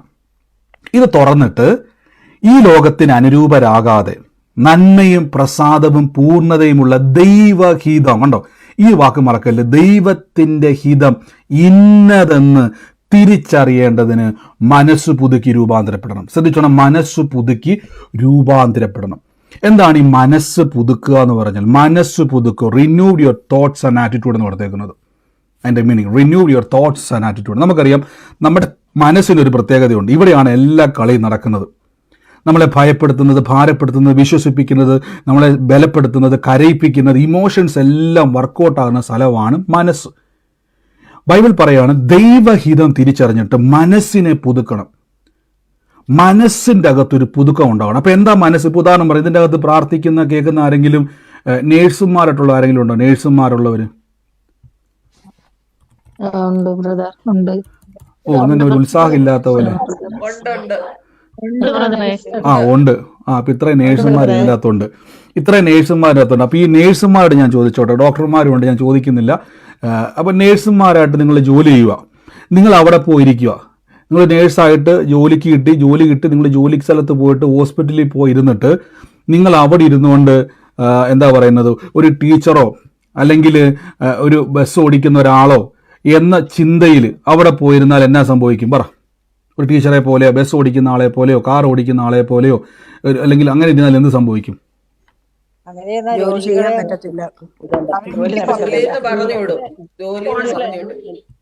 നിങ്ങളെ ജോലി എന്ന് പറഞ്ഞുവിടും. അപ്പൊ നിങ്ങൾ നേഴ്സാണെന്നുള്ള ബോധം മനസ്സിലാണ് സംഭവിക്കേണ്ടത് അല്ലേ? നേഴ്സിന് ഡ്രസ്സ് ഇട്ടതുകൊണ്ടോ ബാഡ്ജ് വെച്ചതുകൊണ്ടോ അവിടുത്തെ പേനയും പേപ്പറും നടന്നുകൊണ്ടല്ല, നിങ്ങളുടെ മനസ്സിൽ നിങ്ങൾ കൊടുക്കും ഞാൻ നേഴ്സാണ്. അപ്പോൾ അയ്യോ അല്ല, ഞാൻ നേഴ്സാണോ അതോ ഡ്രൈവറാണോ അതോ ഞാൻ ഇന്ന് പെയിൻറ്റിങ് ജോലിക്ക് പോകേണ്ട ആളാണോ അതോ ഇന്ന് ഞാൻ കപ്പയ്ക്ക് തടയിടേണ്ട ആളാണോ അതോ ഇന്ന് ഞാൻ വയലിൽ പോകേണ്ട ആളാണോ? ഈ ചിന്തകൾ നമ്മുടെ മനസ്സിൽ. അപ്പോൾ ചിന്തകളെ നമ്മൾ മോഡിഫൈ ചെയ്യണം. ഇല്ല, ഞാൻ നേഴ്സാണ്, അതുകൊണ്ടല്ലേ ഞാൻ ഹോസ്പിറ്റലിലേക്ക് വന്നത്. അപ്പോൾ ഒരു ചോദ്യം, അപ്പുറത്തിരിക്കുന്ന രോഗി പറയും ഞാൻ ഈ ഹോസ്പിറ്റലിൽ വന്നത് ഡോക്ടറെ കാണിക്കാൻ വേണ്ടിയാണ്. അപ്പം നമ്മുടെ മനസ്സിനെ നമ്മൾ ട്രെയിൻ ചെയ്യിപ്പിക്കുക. നമുക്ക് അറിവുണ്ടെങ്കിലും നമ്മൾ നേഴ്സാണെന്ന് അറിയാമെങ്കിലും എൻ്റെ മനസ്സിനെ ഞാൻ എന്ത് ചെയ്യുക? ട്രെയിൻ ചെയ്യിപ്പിക്കുക. ഞാനൊരു നേഴ്സാണ്, ഞാനൊരു ബസ് ഓടിക്കുന്ന ആളല്ല, ഞാൻ നേഴ്സാണ്. ഈ ബോധമാണ് എന്നെ എന്ത് ചെയ്യുന്നത്? അവിടെ എല്ലാ കാര്യങ്ങളും ചെയ്യിപ്പിക്കുവാൻ പ്രേരണ നൽകുന്നത്. സർട്ടിഫിക്കറ്റ് ഉള്ളതുകൊണ്ട് കാര്യമില്ല, മനസ്സാണ് എന്നെ പ്രേരിപ്പിക്കുന്നത്. ഇതേപോലെ രക്ഷിക്കപ്പെട്ട വ്യക്തിയെപ്പറ്റി ബൈബിൾ പറഞ്ഞു, നന്മയും പ്രസാദവും പൂർണ്ണതയുമുള്ള ദൈവഹിതം. ഇനി ശ്രദ്ധിച്ചു നോക്കി, ഈ ലോകത്തിൽ ഇവിടെ നോക്കി, അതുകൊണ്ടാണ് ഞാൻ പറഞ്ഞത് പലപ്പോഴും നമ്മുടെ ജീവിതത്തിൽ ഒരു വഴിയൊക്കെ അടയുമ്പോൾ, ലോകത്തിൽ ജീവിക്കുന്ന വ്യക്തിക്ക് വഴിയൊക്കെ അടയുമ്പോൾ ഓർത്തോണം ഈ ലോകം ഇങ്ങനെയൊക്കെയാണ്. പക്ഷെ ഒരു വഴി അടയുമ്പോൾ ദൈവത്തിൻ്റെ ഹിതപ്രകാരം പറഞ്ഞോണം, ഈ ഭൂമിയിൽ ഒരു വഴി അടഞ്ഞാൽ സ്വർഗത്തിലെ വാതിൽ എനിക്ക് വേണ്ടി തുറന്നതുകൊണ്ട് ഒരു വഴി അടഞ്ഞാൽ അവൻ 7 വഴി എനിക്ക് വേണ്ടി തുറന്നിരിക്കും. എന്തുകൊണ്ടെന്നാൽ നിങ്ങൾക്കറിയാം ദൈവഹിതം. ഈ ലോകത്തിൽ ജീവിക്കുന്നവനത് അറിയത്തില്ല, അവൻ എപ്പോഴും പ്രശ്നങ്ങളിലാണ്. ഞാൻ പറഞ്ഞില്ല, നമ്മളെപ്പോഴും രോഗസൗഖ്യത്തിന് വേണ്ടി എല്ലാ ദിവസവും പ്രാർത്ഥിക്കുക. അത്ഭുത രോഗസൗഖ്യം കഴിഞ്ഞ ദിവസമൊക്കെ നമ്മൾ കേട്ടു, അത്ഭുത രോഗസൗഖ്യങ്ങളൊക്കെ ഇങ്ങനെ കേട്ടുകൊണ്ടിരിക്കുക. ഇത് ഞാൻ ചോദിച്ചോട്ടെ, ലോകത്തിൽ ജീവിക്കുന്ന എടുക്കപ്പെട്ട സഹോദരി പ്രാർത്ഥിച്ചാൽ അത്ഭുതം നടക്കുമെന്ന് ചോദിച്ചു കഴിഞ്ഞാൽ പലരും പറയും പ്രാർത്ഥിച്ചാൽ എങ്ങനെയാണ് ദൈവപ്രവൃത്തി ഉണ്ടാകുന്നത്? ഞങ്ങളിവിടെ തലകുത്തി മറിഞ്ഞിട്ട് ഡോക്ടറെ ഒരു 10,000 ഡോക്ടർമാരെ കാണിച്ചിട്ട് പോലും നടക്കുന്നില്ല. നിങ്ങൾ വന്ന ഉടനെ പ്രാർത്ഥിച്ചാൽ സംഭവിക്കും. അതിൻ്റെ കാര്യം എന്നറിയാവോ? നമ്മൾ ഈ ലോകത്തിന് അനുരൂപര അല്ല സംസാരിക്കുന്നത്. ഈ ലോകത്തിൽ അങ്ങനെ സിസ്റ്റം ഇല്ല. ഈ ലോകപ്രകാരം പ്രാർത്ഥനയിൽ രോഗം മാറത്തില്ല. ഒന്നെങ്കിൽ രോഗം വന്ന് മരിക്കും, അല്ലെങ്കിൽ മരുന്ന് കഴിച്ചു മാറും, അല്ലെങ്കിൽ എന്ത് സംഭവിക്കും? വേറെ ഓപ്ഷൻ ഇല്ല. ഈ ലോകത്തിൻ്റെതല്ല രോഗസൗഖ്യം. ഇത് എവിടുന്ന് കിട്ടി നിങ്ങൾക്ക് പറ? ഇത് എവിടുന്ന് കിട്ടി? ഈ ലോകത്തിൽ ഇന്നേ വരെ ഒരു മനുഷ്യനും കണ്ടുപിടിച്ചിട്ടില്ല പ്രാർത്ഥിച്ചാൽ രോഗം മാറുമെന്ന്. ഒരു മനുഷ്യനും, ഞാൻ പറഞ്ഞത് വിശ്വാസിയെ പറ്റിയല്ല പറഞ്ഞത്, ലോകത്തിൽ ജനിച്ച ഒരു മനുഷ്യനും എന്ത് ചെയ്യത്തില്ല, ഇതിനെ അംഗീകരിക്കത്തില്ല. നിങ്ങൾക്ക് എവിടുന്ന് കിട്ടി? ഇത് എവിടുന്ന് കിട്ടി? കറക്റ്റ് ഉത്തരം. അതാരും എനിക്കറിയത്തില്ല, ബൈബിള് കേട്ടതിന്റെ വ്യത്യാസമുണ്ട് കേട്ടോ. ദൈവരാജ്യത്തിന്റെ സിസ്റ്റമാണത്, ഈ രാജ്യത്തിന്റെ സിസ്റ്റമല്ല, ഈ ലോകത്തിന്റെ സിസ്റ്റമല്ല അതൊന്നും. അപ്പൊ ഈ ലോകത്തിൽ ഇരുന്നു കൊണ്ട് ആ ലോകത്തിലേക്ക് കാര്യങ്ങളെപ്പറ്റി മനസ്സ് പുതുക്കണം. നിങ്ങളുടെ ചിന്തകളിലേക്ക് അത് കൊണ്ടുവരണം. ഒരു വഴി അടയുമ്പോൾ, ഞാൻ എൻ്റെ ജീവിതത്തിൽ ഒത്തിരി വഴി അടഞ്ഞ സമയത്ത് നിങ്ങൾക്കറിയാമോ ഞാൻ പ്രയാസപ്പെട്ടിട്ടുണ്ട്, സ്റ്റക്കായി നിന്നിട്ടുണ്ട്. അടുത്തൊരു സ്റ്റെപ്പ് എടുത്ത് വെക്കാൻ പോലും പറ്റാത്ത രീതിയിൽ ഇനി അതിൻ്റെ അകത്തൊരു ഓപ്ഷൻ ഇല്ല, ഇനി അതിൻ്റെ അകത്ത് എനിക്കിനി ഒന്നും ചെയ്യാനില്ല. അന്നാണ് ഞാൻ ഏറ്റവും കൂടുതൽ ക്രിസ്തുവിലേക്ക് കൂടുതൽ തിരിഞ്ഞത്. ദൈവത്തിലുള്ള സാധ്യതകളെ തിരിച്ചറിഞ്ഞ് മൂവ് ചെയ്യാൻ പഠിച്ചത് അപ്പോഴാണ്. അതുവരെ ഞാൻ ഈ ലോകത്തിൽ അനുരൂപനായി കിടക്കുമായിരുന്നു. എന്നാൽ ഇപ്പം എനിക്ക് മനസ്സിലായി ഈ ലോകത്തിന് അനുരൂപമാണ്. ഞാൻ ആ വാക്ക് ഇംഗ്ലീഷിൽ വെക്കാം, be not conform to this world. നമ്മൾ കൺഫേം ചെയ്യണം, നമ്മൾ ഈ ലോകത്തിലുള്ളവരല്ല. അത് നല്ലൊരു വാക്കല്ലേ? നമ്മൾ കൺഫേം ചെയ്യണം, ഇവിടെ ഉള്ളവരല്ല. പക്ഷെ നമ്മൾ നേരെ തിരിച്ചു പഠിച്ചത് ലോകക്കാരെ പോലെ ജീവിക്കരുത്. ഇതുകൊണ്ട് നമ്മളെ അങ്ങ് കെട്ടിയിടുക. ഇതാണ് ആ പറഞ്ഞിരിക്കുന്നതിൻ്റെ അർത്ഥം എന്ന് പറഞ്ഞുകൊണ്ട് നമ്മളെ ബന്ധിക്കാൻ നോക്കുക. നിങ്ങൾ ലോകക്കാരെ പോലെ ജീവിക്കരുത് കേട്ടോ, ലോകക്കാരെ പോലെ സംസാരിക്കരുത് കേട്ടോ. അപ്പം അതെന്താ അങ്ങനെ പറയുന്നറിയാവോ? നമ്മളെ അവിടെ കൊണ്ട് ഒതുക്കുക. നിങ്ങളായിരിക്കുന്ന രാജ്യത്തിൻ്റെ ശക്തി. ഇപ്പം ഞാൻ കഴിഞ്ഞ ദിവസം പറഞ്ഞില്ലേ, ഒരു നമ്മളിപ്പോൾ ഈ ഭൂമിയിൽ ജീവിക്കുമ്പം നിങ്ങൾ ചിലപ്പോൾ ഒറ്റയ്ക്കായിരിക്കും, നിങ്ങളുടെ വഴി മൊത്തവും അടഞ്ഞ് അവസ്ഥയിലായിരിക്കും. ഇന്നാളെ ആ സൗകര്യം ഒന്നും ഉണ്ടോ എന്ന് എനിക്കറിയത്തില്ല. ഇന്ന് നമ്മൾ പണ്ട് ഓർക്കുന്നുണ്ടോ, ആ സൗകര്യം കോട്ടയത്ത് വന്ന് സാക്ഷ്യം പറഞ്ഞായിരുന്നു. സിസ്റ്റർക്ക് ജീവിതത്തിൽ പുള്ളിക്കാരി ജോലിയൊക്കെ നഷ്ടപ്പെട്ട് എനിക്ക് തോന്നുന്നത് അവർ ടെർമിനേറ്റ് ചെയ്യാൻ വേണ്ടിയൊക്കെ പ്ലാൻ ചെയ്തിരിക്കുന്ന സമയത്താണ് യൂട്യൂബിൽ ഇങ്ങനെ നമ്മുടെ മെസ്സേജ് കാണാൻ ഇടയാ തീർന്നു. അതിൻ്റെ അകത്ത് മെസ്സേജ് കണ്ടുകൊണ്ട സമയത്ത് പെട്ടെന്ന് പരിശുദ്ധാത്മാവ് ഒരു പ്രവചനാലോചന പറയാൻ ഇടയാ തീർന്നു. ഇത് കേൾക്കുന്ന ഒരു വ്യക്തിയുടെ കർത്താവ് ഇങ്ങനെ പറയുന്നു, എനിക്ക് വന്ന കർത്താവ് എന്താ വെളിപ്പെടുത്തി, ഞാൻ ഇപ്പോഴും ഓർക്കുന്നില്ല. സഹോദരി സാക്ഷ്യം പറഞ്ഞു, കോട്ടയത്തും ഉണ്ടായിരുന്നു, UK സഹോദരി. അപ്പോൾ ആ സഹോദരിയോട് പറയാനിടയിൽ തീർന്നു, ഇന്ന മാസം, അതായത് എനിക്ക് വന്ന നവംബർ മാസം തീരുന്നതിൻ്റെ അകത്ത് കർത്താവ് ആ ജോലി മേഖലയ്ക്കകത്ത് ഒരു അത്ഭുതം ചെയ്യാൻ വേണ്ടി പോവാണ്. അപ്പോൾ ആ സഹോദരിക്ക് 2-3 മാസമായിട്ട് സാലറി പോലും ഇല്ല. 2-3 മാസമായിട്ട് സാലറി പോലും, കോട്ടയത്ത് വന്ന് സാക്ഷ്യം പറഞ്ഞായിരുന്നു, 2-3 മാസമായിട്ട് സാലറി പോലും ഇല്ലാതെ അവർ ഭാരപ്പെടുക. അവർ വല്ലാതെ എല്ലാം നിർത്തി എല്ലാം ഓഫ് ചെയ്ത് പോകാൻ വേണ്ടി ഇരിക്കുക. അപ്പോഴാണ് ഇത് കേൾക്കുന്നത്. പക്ഷേ എനിക്ക് ഭയങ്കര ഇഷ്ടപ്പെട്ട്, സൗകര്യം ഞാൻ ഇന്നുണ്ടോ സൗകര്യം, ഇന്ന് പ്രാർത്ഥനയിലുണ്ടോ, എന്നത് ഡ്യൂട്ടിയിലാണോ? എനിക്കൊന്ന് ഡ്യൂട്ടി ആയിരിക്കും. ഡ്യൂട്ടിയിലാണ്. എനിക്ക് വന്നത് എന്നോട് പറഞ്ഞൊരു വാക്കുണ്ട്, ബ്രദറെ, അന്ന് മുതൽ ഒറ്റ പ്രാർത്ഥന മുടക്കിയില്ല. ഒന്നാലോചിച്ച്, കൂടെയുള്ളവരെല്ലാം ബാക്കി ചെയ്തു.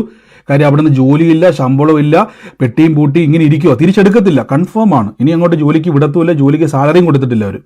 പെട്ടി പൂട്ടി കൂട്ടുകാരെല്ലാം ഇരിക്കുക. ചിലർ നാട്ടിൽ പോകാൻ പ്ലാൻ ചെയ്ത്, ചിലർ പോയെന്ന് എനിക്ക് വന്നു പറഞ്ഞത് സാക്ഷ്യത്തിൽ.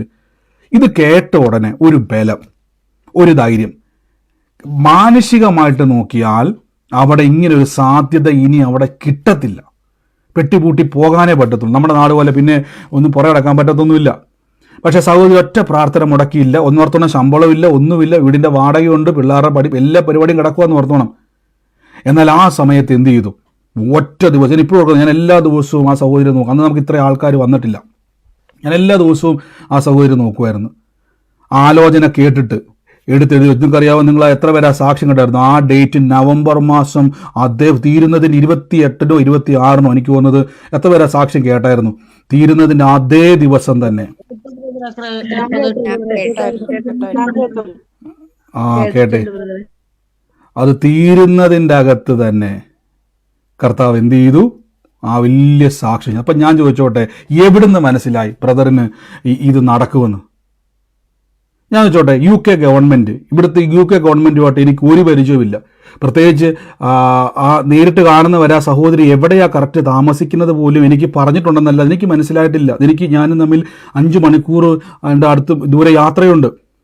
അപ്പം ഇത്രയും വ്യത്യാസം കിടക്കുന്ന ഒരു പരിചയമില്ലാത്ത ഒരാൾ, മുൻപരിചയമില്ലാത്ത ഒരാൾ എങ്ങനെ മനസ്സിലായി? ദൈവഹിതം തിരിച്ചറിഞ്ഞു. ദൈവരാജ്യം പറയുന്നു നിന്റെ ജോലി പോകത്തില്ല. ദൈവരാജ്യം പറയുന്നു നവംബർ മാസം തീരുന്നതിൻ്റെ അകത്ത് നിന്നെ തിരിച്ചെടുക്കും. സൗകര്യ സാക്ഷ്യം പറഞ്ഞു, അവർ മുടക്കി വെച്ചിരിക്കുന്ന സാലറി മൊത്തം ഫുൾ സെറ്റിൽ ചെയ്തിട്ട് പറഞ്ഞിട്ട് നാളെ മുതൽ ജോലിക്ക് കയറിക്കോളാൻ. ആമേൻ, ഹല്ലേലൂയ. അപ്പോൾ ഒന്ന് ആലോചിച്ച് നോക്കി, ഇത് എവിടുന്ന് കിട്ടി? ഈ ലോകത്തിൽ നിങ്ങൾ അനുരൂപം. എനിക്ക് ആ ഇഷ്ടപ്പെട്ടത് സഹോദരി ആ പ്രവചനം കേട്ടിട്ട്, കുറേ പ്രവചനം കേൾക്കുന്നതല്ലേ, സ്തോത്രം പറഞ്ഞ് വെച്ചില്ല. ഒരു സാധ്യതയില്ല അവിടെ. പിന്നെ എന്തിനാ പ്രാർത്ഥിക്കുന്നത്? പിന്നെ എന്തിനാ ഈ വചനം കേൾക്കുന്നത്? അതിൻ്റെ കാരണം എന്നറിയാവോ? Be not conform to this world. നിങ്ങൾ കൺഫേം ചെയ്യണം, ഈ ലോകത്തിൽ വഴി അടഞ്ഞാൽ ഞാൻ ഇരിക്കുന്നത് ദൈവരാജ്യവുമായിട്ട് ബന്ധപ്പെടുകയാണ്. അതാണ് പൗലോസ് പറഞ്ഞത്, not conform to this world. നിങ്ങൾ ശ്രദ്ധിച്ചോണം, നിങ്ങൾ ഈ രോഗത്തിന് അനുരൂപമാകരുത് എന്നാണ് പൗലോസ് പറഞ്ഞത്. ഒരു വഴി അടയുമ്പോൾ ഇത് അവസാനിച്ചു എന്ന് പറഞ്ഞിരിക്കരുത്. സ്വർഗം ഇപ്പോഴും തുറന്നു കിടക്കുക. ദൈവരാജ്യത്തിൻ്റെ വാതിൽ ദൈവമക്കൾക്ക് വേണ്ടി ഇപ്പോഴും തുറന്നു കിടക്കുക. ദൈവത്തിൻ്റെ ദൂതന്മാർ ഇപ്പോഴും ഉറങ്ങാതെ കാവൽ നിൽക്കുക. ഈ ലോകത്തിന് അനുരൂപമാകരുത്. ഇതാണ്, ലോകത്തിൽ കഷ്ടമുണ്ട്. യേശു പറയാം, ധൈര്യപ്പെടുക കേട്ടോ, ഞാൻ ഇപ്പോൾ വരും ദൈവരാജ്യത്തിൻ്റെ ശക്തിയായിട്ട്. ഇപ്പം ഞാൻ ജീവനോട് ഇരിക്കുക, പക്ഷേ ശാപം നീക്കി, കഷ്ടത നീക്കി, ക്രൂശിൽ ഞാൻ മുൾക്കിരീടം വെക്കുന്നത് നീ കാണുന്നത് എപ്പോഴാണോ, അപ്പോൾ ഒരു കാര്യം ഉറപ്പിച്ചോണം. ആ വാക്യം ഒന്നെടുക്കുക. അവ കർത്താവിൻ്റെ തലമേലൊന്ന് അവർ മുൾക്കിരീടം തറച്ചു എന്നും സുവിശേഷത്തിൻ്റെ അത് വാക്യം ഒന്ന് ആരെങ്കിലും എടുത്തവരൊന്ന് പെട്ടെന്ന് കാണിച്ച്. ആമേൻ. അപ്പം മുൾക്കിരീടം ധരിച്ചപ്പോൾ നമ്മൾ ഓർത്തുന്നത് റോമൻ ഗവൺമെൻറ് ക്രൂരന്മാരായതുകൊണ്ട് തലയിലോട്ട് മുള്ള് തറപ്പിച്ച് കയറ്റിയതാണ് നമ്മൾ വിചാരിച്ചത്. പക്ഷെ ഉൽപ്പത്തി പുസ്തകത്തിൽ പറഞ്ഞിരിക്കുന്നു, ശാപം വന്നാൽ മുള്ളും പറക്കാരെയും മുളച്ചു വന്നു. മത്തായി 27:29 ഞാൻ ആ വാക്യം ഒന്ന് കാണിക്കാം. മത്തായി 27:29. മത്തായി 27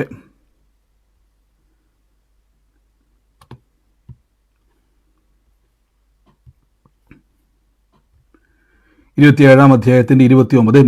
മുള്ളുകൊണ്ടൊരു കിരീടം മെടഞ്ഞു അവന്റെ തലയിൽ വെച്ചു.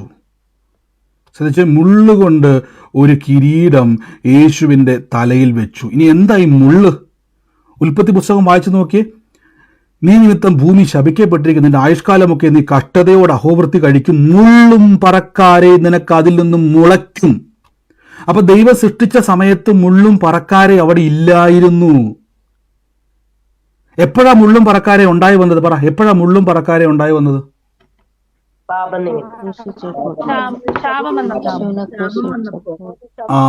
ശാപം നിമിത്തം മുള്ളും പറക്കാരെയും വന്നുവെങ്കിൽ ഗലാത്യ ലേഖനത്തിൽ നോക്കി 3-ാം അധ്യായത്തിൽ മരത്തിന്മേൽ തൂങ്ങുന്നവനെല്ലാം ശപിക്കപ്പെട്ടവൻ എതിരിക്കുന്നത് പോലെ യേശു ക്രിസ്തു നമുക്ക് വേണ്ടി ശാപമായി തീർന്നു. പക്ഷേ ഇവിടെ മുൾക്കിരീടം ഉണ്ടാക്കിയവൻ അന്ന് മനസ്സിലായില്ല. അവൻ ബൈബിൾ വായിക്കുന്നവരൊന്നും അല്ലായിരുന്നു. റോമൻ ഗവൺമെന്റ് ബൈബിളുമായിട്ട് ബന്ധമില്ല. പക്ഷെ യേശുവിന്റെ തലയിൽ മുള്ളുകൊണ്ടൊരു കിരീടം വെച്ചു. കാരണം ഗലാത്യർ 3 പറഞ്ഞു, യേശു നമ്മുടെ ശാപത്തെ വഹിച്ചു. ഹല്ലേലൂയ. ഇപ്പൊ നിങ്ങൾക്ക് ക്ലിയർ ആയോ? അപ്പൊ യേശുവിലുള്ളവൻ ശാപമാണോ യേശുവിലുള്ളവൻ അനുഗ്രഹമാണോ? പറ.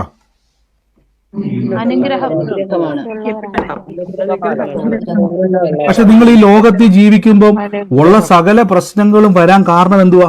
ലോകത്തിൽ കഷ്ടമുള്ളത് കൊണ്ട്. പക്ഷെ നിങ്ങൾ തിരിച്ച് എനിക്കിത് എടുക്കേണ്ട കാര്യമില്ല. ഞാൻ പറഞ്ഞു, നേഴ്സുമാരായിട്ട് ജോലി ചെയ്യുന്ന ആളുകൾ അവിടെ പോയി കയ്യും കെട്ടി ബസ്സേ ഡ്രൈവർ ഇരിക്കുന്നത് പോലെ കസേരയൊക്കെ ഇട്ടുകൊണ്ട് ഇരുന്ന് കഴിഞ്ഞാൽ എന്നാ സംഭവിക്കുന്നത് അറിയാം? അപ്പോൾ ഡോക്ടർമാർ അവിടെയുള്ള ഓഫീസിൽ ആൾക്കാർ വന്നിട്ട് നിങ്ങളെന്താ ഇവിടെ കുത്തിയിരിക്കുന്നത്?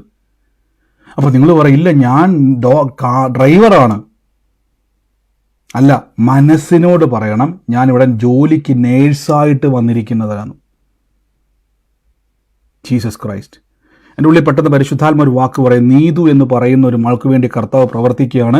അവൾ നേഴ്സായിട്ട് ജോലി ചെയ്യാതിരിക്കാൻ തക്കവണ്ണം പല പ്രാവശ്യം എക്സാം എഴുതി പരാജയപ്പെട്ടു പോയ ഒരു മകൾക്ക് വേണ്ടി കർത്താവ് പ്രാർത്ഥിക്കാൻ പറയുകയാണ്. ഇനി നീ പരാജയപ്പെടത്തില്ല, നിന്നെ കർത്താവ് രാജ്യങ്ങളിൽ ദൈവം അയക്കാൻ വേണ്ടി പോവാണ്. ആ പരീക്ഷയിൽ പരാജയപ്പെട്ട അവസ്ഥയിൽ നിന്നും നീതുവിനെ യേശു ജയാളിയാക്കി കൊണ്ടുവരാൻ വേണ്ടി പോവാണ്. യേശുവിൻ്റെ നാമത്തിൽ ഇന്ന് സൂമിലായിക്കോട്ടെ ലൈവിലായിക്കോട്ടെ ആ കേൾക്കുന്ന മകളെ ഞാൻ അനുഗ്രഹിച്ചു എന്ന് പ്രാർത്ഥിക്കുന്നു. യേശുവിൻ്റെ അധികാരമുള്ള നാമത്തിൽ ഇന്ന് ബ്ലസ് ചെയ്യുന്നപ്പ വലിയ ദൈവപ്രവൃത്തി ആ കുടുംബത്തിൻ്റെ മേലുണ്ടാകുന്നല്ലോ. യേശുവിൻ്റെ നാമത്തിൽ ഇന്ന് ബ്ലസ് ചെയ്യുന്നപ്പ എല്ലാവരും ഒന്ന് പ്രാർത്ഥിച്ചു. ഇന്ന് ആ കുടുംബത്തെ ഞാൻ റിലീസ് ചെയ്ത് പ്രാർത്ഥിക്കുന്നു. ഇനി നീ പരാജയപ്പെടത്തില്ല. ഒന്നിന് പുറകെ ഒന്നായിട്ട്. ലോകത്തിൽ കഷ്ടമുണ്ട്, പക്ഷെ ധൈര്യപ്പെടണം. ലോകത്തിൽ കഷ്ടമുണ്ടെങ്കിൽ യേശു അതിനെ ജയിച്ചത് എങ്ങനെയാണെന്നറിയാവോ? ആ ശാപത്തെയും കഷ്ടതയും ക്രൂശിൽ തറച്ചുകൊണ്ടാണ്. ഈ ലോകത്തിന് അനുരൂപനാകാതെ. ഞാനൊരു ഒരു ഒരു വ്യക്തിയുടെ കർത്താവ് എന്നെ കുടുംബത്തെ കാണിക്കുകയാണ്. വലത് വശത്ത് ആ വീടിൻ്റെ പുറത്തോട്ട് ഇറങ്ങിക്കഴിഞ്ഞാൽ നമ്മുടെ വലത് കൈ അതായത് വീടിൻ്റെ അകത്തുനിന്ന് പുറത്തോട്ട് വരുമ്പോൾ, നമ്മൾ കയറി വരുമ്പോഴല്ല, വീടിൻ്റെ അകത്തുനിന്ന് ഒരാൾ പുറത്തോട്ടിറങ്ങി വലത് കൈയുടെ വലതുവശത്തായിട്ടൊരു മുസ്ലിം ഫാമിലി താമസിക്കുന്ന ഒരു വീടുള്ള ഒരു കുടുംബത്തെ കർത്താവ് എന്നെ കാണിക്കുവാണ്. കർത്താവോട് പറയുകയാണ്, നിങ്ങൾ നിമിത്തം ആ കുടുംബത്തെ യേശു ക്രിസ്തു വലിയൊരു ദൈവപ്രവൃത്തിയിലേക്ക് കൊണ്ടുവരാൻ വേണ്ടി പോവാണ്. വലതുവശത്തായിട്ട് കാണുന്ന ഒരു വീടാണ്.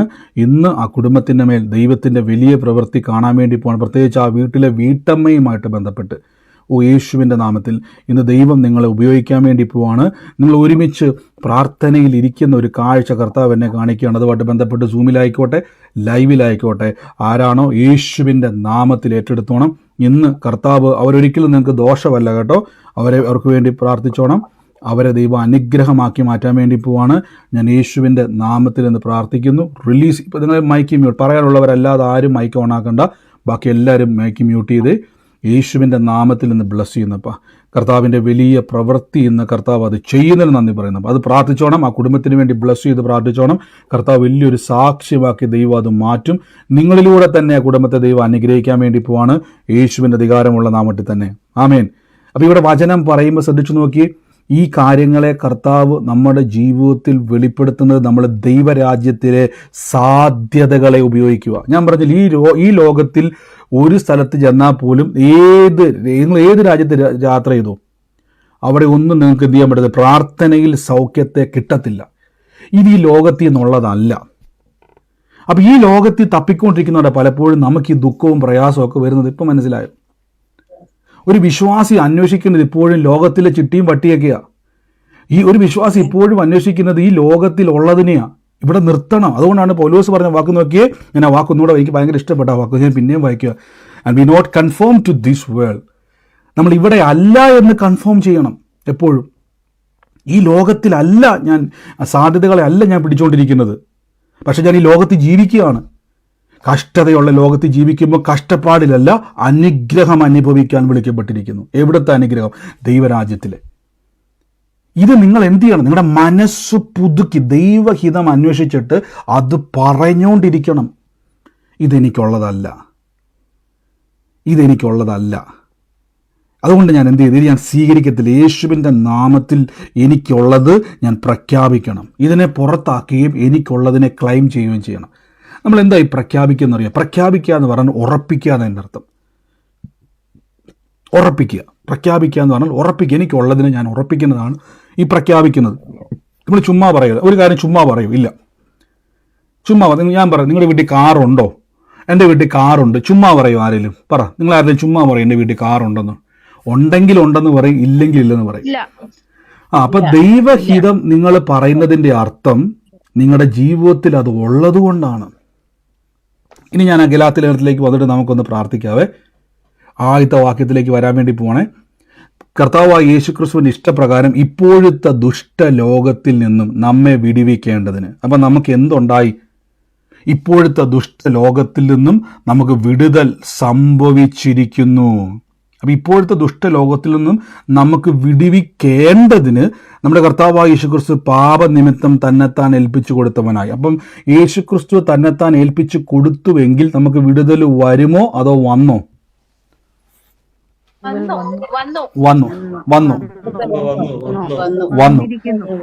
വന്നിരിക്കുന്നു. അപ്പൊ വന്നിരിക്കുന്നു എന്ന് പറയുമ്പോൾ പക്ഷെ ഒന്നും കാണുന്നില്ലല്ലോ. നിങ്ങളുടെ ജീവിതത്തിൽ ഇതൊക്കെ പറയാനും കേൾക്കാനും ഒക്കെ നല്ല രസമാണ്.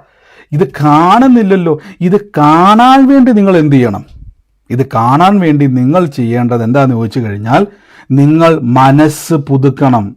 ഒരു പ്രശ്നം വരുമ്പോൾ, ഇതേ പ്രശ്നം ലോകക്കാർക്ക് വരുമ്പം നിങ്ങൾ ഉടനെ ക്ലെയിം ചെയ്യണം, ഇതെനിക്കുള്ളതല്ലല്ലോ. ഞാൻ ഈ രാജ്യത്ത് ജീവിക്കുന്നുവെങ്കിലും ഞാൻ ഈ രാജ്യക്കാരനല്ല. ദൈവരാജ്യത്തിൽ രക്ഷിക്കപ്പെട്ടവൻ ദൈവരാജ്യത്തിലാണ്. ഉദാഹരണമായിട്ട് പറയാം. ഞാൻ ശരിക്കും പറഞ്ഞാൽ ഒരു ഇന്ത്യക്കാരനാണ്, പക്ഷെ ഞാൻ UK-യിലാണ്. ഞാൻ ജീവിക്കുന്നത് ഇന്ത്യയിലാണ്, ജനിച്ചത് ഇന്ത്യ, എൻ്റെ പാസ്പോർട്ടും എൻ്റെ ഡേറ്റ് ഓഫ് എല്ലാം ഇന്ത്യയിലാണെങ്കിൽ ഇപ്പം ഞാൻ ജീവിക്കുന്നത് UK-യിലാണ്. ശ്രദ്ധിച്ചു നോക്കണം. അപ്പോൾ എൻ്റെ മനസ്സ് ഞാനിപ്പോൾ ഇരിക്കുന്നത് ഈ രാജ്യത്താണെങ്കിലും ഞാൻ ജനിച്ചത് ഇവിടെയല്ല. എൻ്റെ രാജ്യം ഇതല്ല.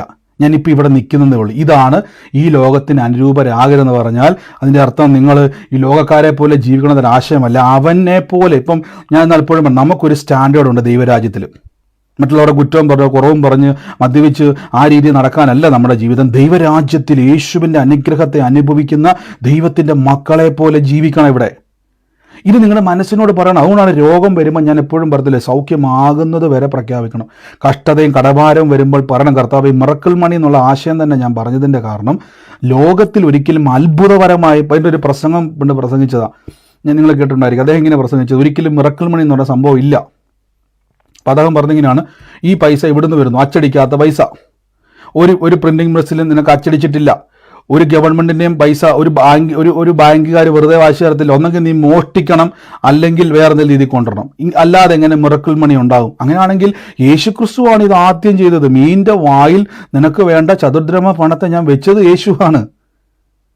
ഹോട്ടലിൽ പോയി ഫുഡ് കഴിക്കേണ്ട ആൾക്കാർക്ക് ആകാശത്തു നിന്നും ആ 5 അപ്പവും 2 മീനും എടുത്ത് വാഴ്ത്തി ഉടനെ അത് 5000 പുരുഷന്മാർക്കും കുടുംബക്കാർക്കും എല്ലാം കൊടുക്കുന്ന വർധന കൊടുത്ത് യേശു എവിടെ നിന്ന് കിട്ടിയത്? കർത്താവ് മോട്ടിച്ചതാണോ? കർത്താവ് മോട്ടിച്ചുകൊണ്ടെന്നാണ് സ്വർഗത്തിൽ നിന്ന്? അല്ല, ഇത് ദൈവരാജ്യത്തിൽ നിന്ന് എടുക്കുന്നതാ. അത് നമുക്ക് ഈ ലോകത്തിലുള്ളവനത് മിറക്കിളാണ്, നമുക്ക് മിറക്കിൾ അല്ല കേട്ടോ. ഈ ലോകത്തിലുള്ളവനത് അത്ഭുതം. നമ്മൾ ദൈവരാജ്യത്തിൽ നിന്ന് എടുക്കുകയാണ്. എൻ്റെ പിതാവിൻ്റെ രാജ്യത്തിൽ നിന്ന് ഞാൻ മകനായതുകൊണ്ട് എൻ്റെ അവകാശത്തിൽ നിന്ന് എടുക്കുകയാണ്. പക്ഷെ ഈ ലോകത്തിൽ ജീവിക്കുന്നവന് ഇത് മിറക്കിളാണ്. അപ്പം ഈ എൻ്റെ ദൈവരാജ്യത്തിൽ നിന്ന് മണി ഞാൻ എടുക്കുമ്പം ഈ ലോകത്തിലോട്ട് വരുമ്പോൾ അത് മിറക്കിൾ മണിയാകുന്നതേ ഉള്ളൂ. ഹല്ലേലൂയ. ഇതാണ് ദൈവരാജ്യം. അപ്പം ഈ ലോകത്തിൽ നിങ്ങൾ അനുരൂപരാകരുത്. ശ്രദ്ധിച്ച്, നിങ്ങൾ അനുരൂപരാകരുത്. അപ്പോൾ നമ്മൾ എന്ത് ചെയ്യണം? കൺഫേം ചെയ്യണം എപ്പോഴും. ഞാൻ ഈ ഒരു പ്രശ്നം വരുമ്പം നിങ്ങൾ ആ പ്രശ്നം, ഈ ലോകത്തിൽ കഷ്ടത ഈ നിമിത്തം എന്ത് വന്നാലും, അതുകൊണ്ടാണ് പലപ്പോഴും ഈ നമ്മൾ വിശ്വാസി വരുമ്പോൾ നമ്മളെ വെറുതെ ആരാധിപ്പിക്കുവാനും പാട്ട് പാടാനും മാത്രം പഠിപ്പിച്ച് ഒരു സൈഡിലോട്ട് അങ്ങ് ഇരുത്തും. ഇതുകൊണ്ട് പിശാചിന് വളരെ സന്തോഷം, ദൈവത്തിന് സന്തോഷമില്ല കേട്ടോ. ദൈവം എപ്പോഴാണ് സന്തോഷിക്കുന്നറിയാവോ? ഈ വചനം കേൾക്കുമ്പോഴാണ്. റോമർക്ക് എഴുതിയ ലേഖനത്തിൽ പറഞ്ഞു, ദൈവഹിതം ഇന്നതെന്ന് തിരിച്ചറിയണം. ദൈവഹിതം, ഞാൻ എപ്പോഴും രോഗം വരുമ്പോൾ ഉടനെ തിരിച്ചറിയണം, ദൈവഹിതം സൗഖ്യമാണ്, തിരിച്ചറിയണം. എന്നിട്ട് മനസ്സ് പുതുക്കണം. Renewed your thoughts and attitude എന്ന് പറഞ്ഞേക്കേണ്ടത്. നമ്മുടെ മനസ്സ് പുതുക്കി രൂപാന്തരപ്പെടുത്തണം. മനസ്സിനോട് പറയണം, എടാ നീ രോഗവും പിടിച്ചുകൊണ്ടിരിക്കുന്ന ഈ ലോകത്തിലെ ആളിനെ പോലെയല്ല, സൗഖ്യത്തിൻ്റെ രാജ്യം നിനക്കുണ്ട്. നീ സൗഖ്യമായിട്ട് ഈ ലോകത്തിലുള്ളതുകൊണ്ട് പറയണം, ഞാനിരിക്കുന്ന ദൈവരാജ്യത്തിൽ എൻ്റെ യേശുവിൻ്റെ മുറിവിനാൽ എനിക്ക് സൗഖ്യം വന്നിരിക്കുന്നു പറയാനുള്ളവനാന്ന് മനസ്സിനെ പഠിപ്പിക്കണം. ഒരു പ്രശ്നം വരുമ്പോൾ ഈ ലോകത്തിലുള്ളവർ കരയുമ്പം നമുക്കും കരച്ചിലൊക്കെ, ഈ ലോകത്തിൽ ജീവിക്കുന്ന നമുക്കും കരച്ചിലൊക്കെ വരും കേട്ടോ. സങ്കടമൊക്കെ വരും, നിരാശ വരും, അവിശ്വാസം വരും, പെറുവെറുപ്പ് വരും, പേടി വരും. നമ്മൾ ഈ ലോകത്തിൽ ജീവിക്കുന്നത് കൊണ്ടാണ്. പക്ഷേ മനസ്സ് പുതുക്കണം. കുറച്ചു നേരം കരഞ്ഞിട്ട് കണ്ണൊക്കെ തുടങ്ങി കരച്ചിലൊക്കെ വരുമ്പോൾ കരയുവാണെങ്കിൽ കരഞ്ഞു, ഭയപ്പെടുവാണെങ്കിൽ ഭയപ്പെട്ടു, കുഴപ്പമില്ല. എന്നിട്ട് കുറച്ച് നേരം ഒന്ന് റിലാക്സ് ചെയ്യും. എന്നിട്ട് പറയണം, എൻ്റെ ജീവിതത്തിൽ ഞാൻ പറഞ്ഞു തരാവേ. എൻ്റെ ജീവിതത്തിൽ ഇങ്ങനെ വന്ന സമയത്ത് ഞാൻ കുറച്ച് നേരം ഇങ്ങനെ പ്രയാസപ്പെട്ടു, ഇനിയിപ്പോൾ എന്ത് എല്ലാ വഴി അടഞ്ഞിങ്ങനെ സങ്കടപ്പെട്ട് കുറച്ച് നേരം, പിന്നെ ഞാൻ ഓർത്തു, ദൈവം ഉണ്ടല്ലോ, എൻ്റെ ദൈവത്തിന് കഴിയാത്ത വല്ലോ. കാരണം കർത്താവേ, അങ്ങേക്ക് ഈ വിഷയത്തെ കൈകാര്യം ചെയ്യുവാൻ പറ്റും. എൻ്റെ ദൈവം ആരാന്നാ? എൻ്റെ ദൈവം സർവശക്തനാ. അപ്പോൾ എൻ്റെ മനസ്സ് ഞാൻ പുതുക്കുക അങ്ങനെ പറഞ്ഞുകൊണ്ട്. എന്നിട്ട് ഇത് പറയുമ്പോൾ എൻ്റെ മനസ്സിലേക്ക് ആ സമയത്ത് എന്തുണ്ടാകുമെന്നറിയാവോ? ദൈവത്തിലുള്ള സാധ്യതകൾ വരും. അപ്പോൾ ഞാൻ എന്ത് പറയുന്നറിയാവോ? ഞാൻ വിളിച്ചു പറയുവാൻ തുടങ്ങും ദൈവത്തിലുള്ള കാര്യങ്ങൾ.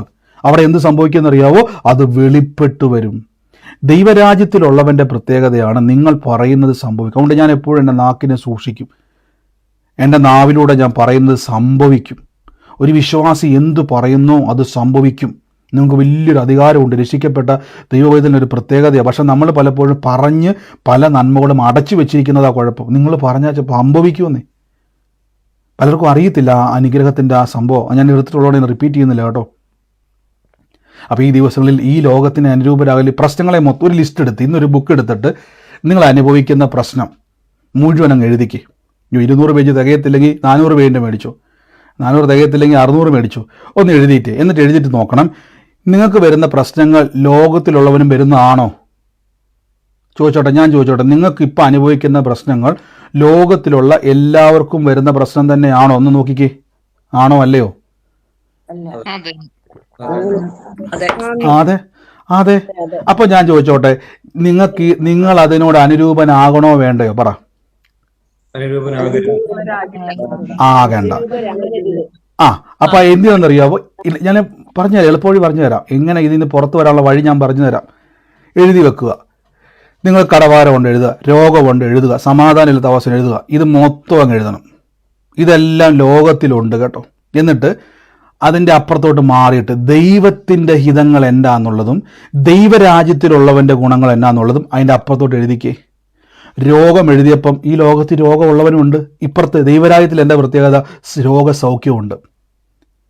കട്ടതയും ദുരിതവും പ്രയാസവും എവിടെയുണ്ട്? ലോകത്തിലുണ്ട്. ഒന്ന് ബ്രാക്കറ്റ് ഇട്ടേ, വരയിട്ടേ. എന്നിട്ട് ഇപ്പുറത്ത് ദൈവരാജ്യത്തിൽ എന്തൊക്കെയുണ്ട് അന്ന് ദൈവഹിതം കണ്ടുപിടിക്കുക. ഇങ്ങനെ വേണം ബൈബിൾ വായിക്കാൻ. അല്ലാതെ ബൈബിൾ വായിക്കുക, ദൈവഹിതം തിരിച്ചറിയാൻ വേണ്ടി ബൈബിൾ വായിക്കണം.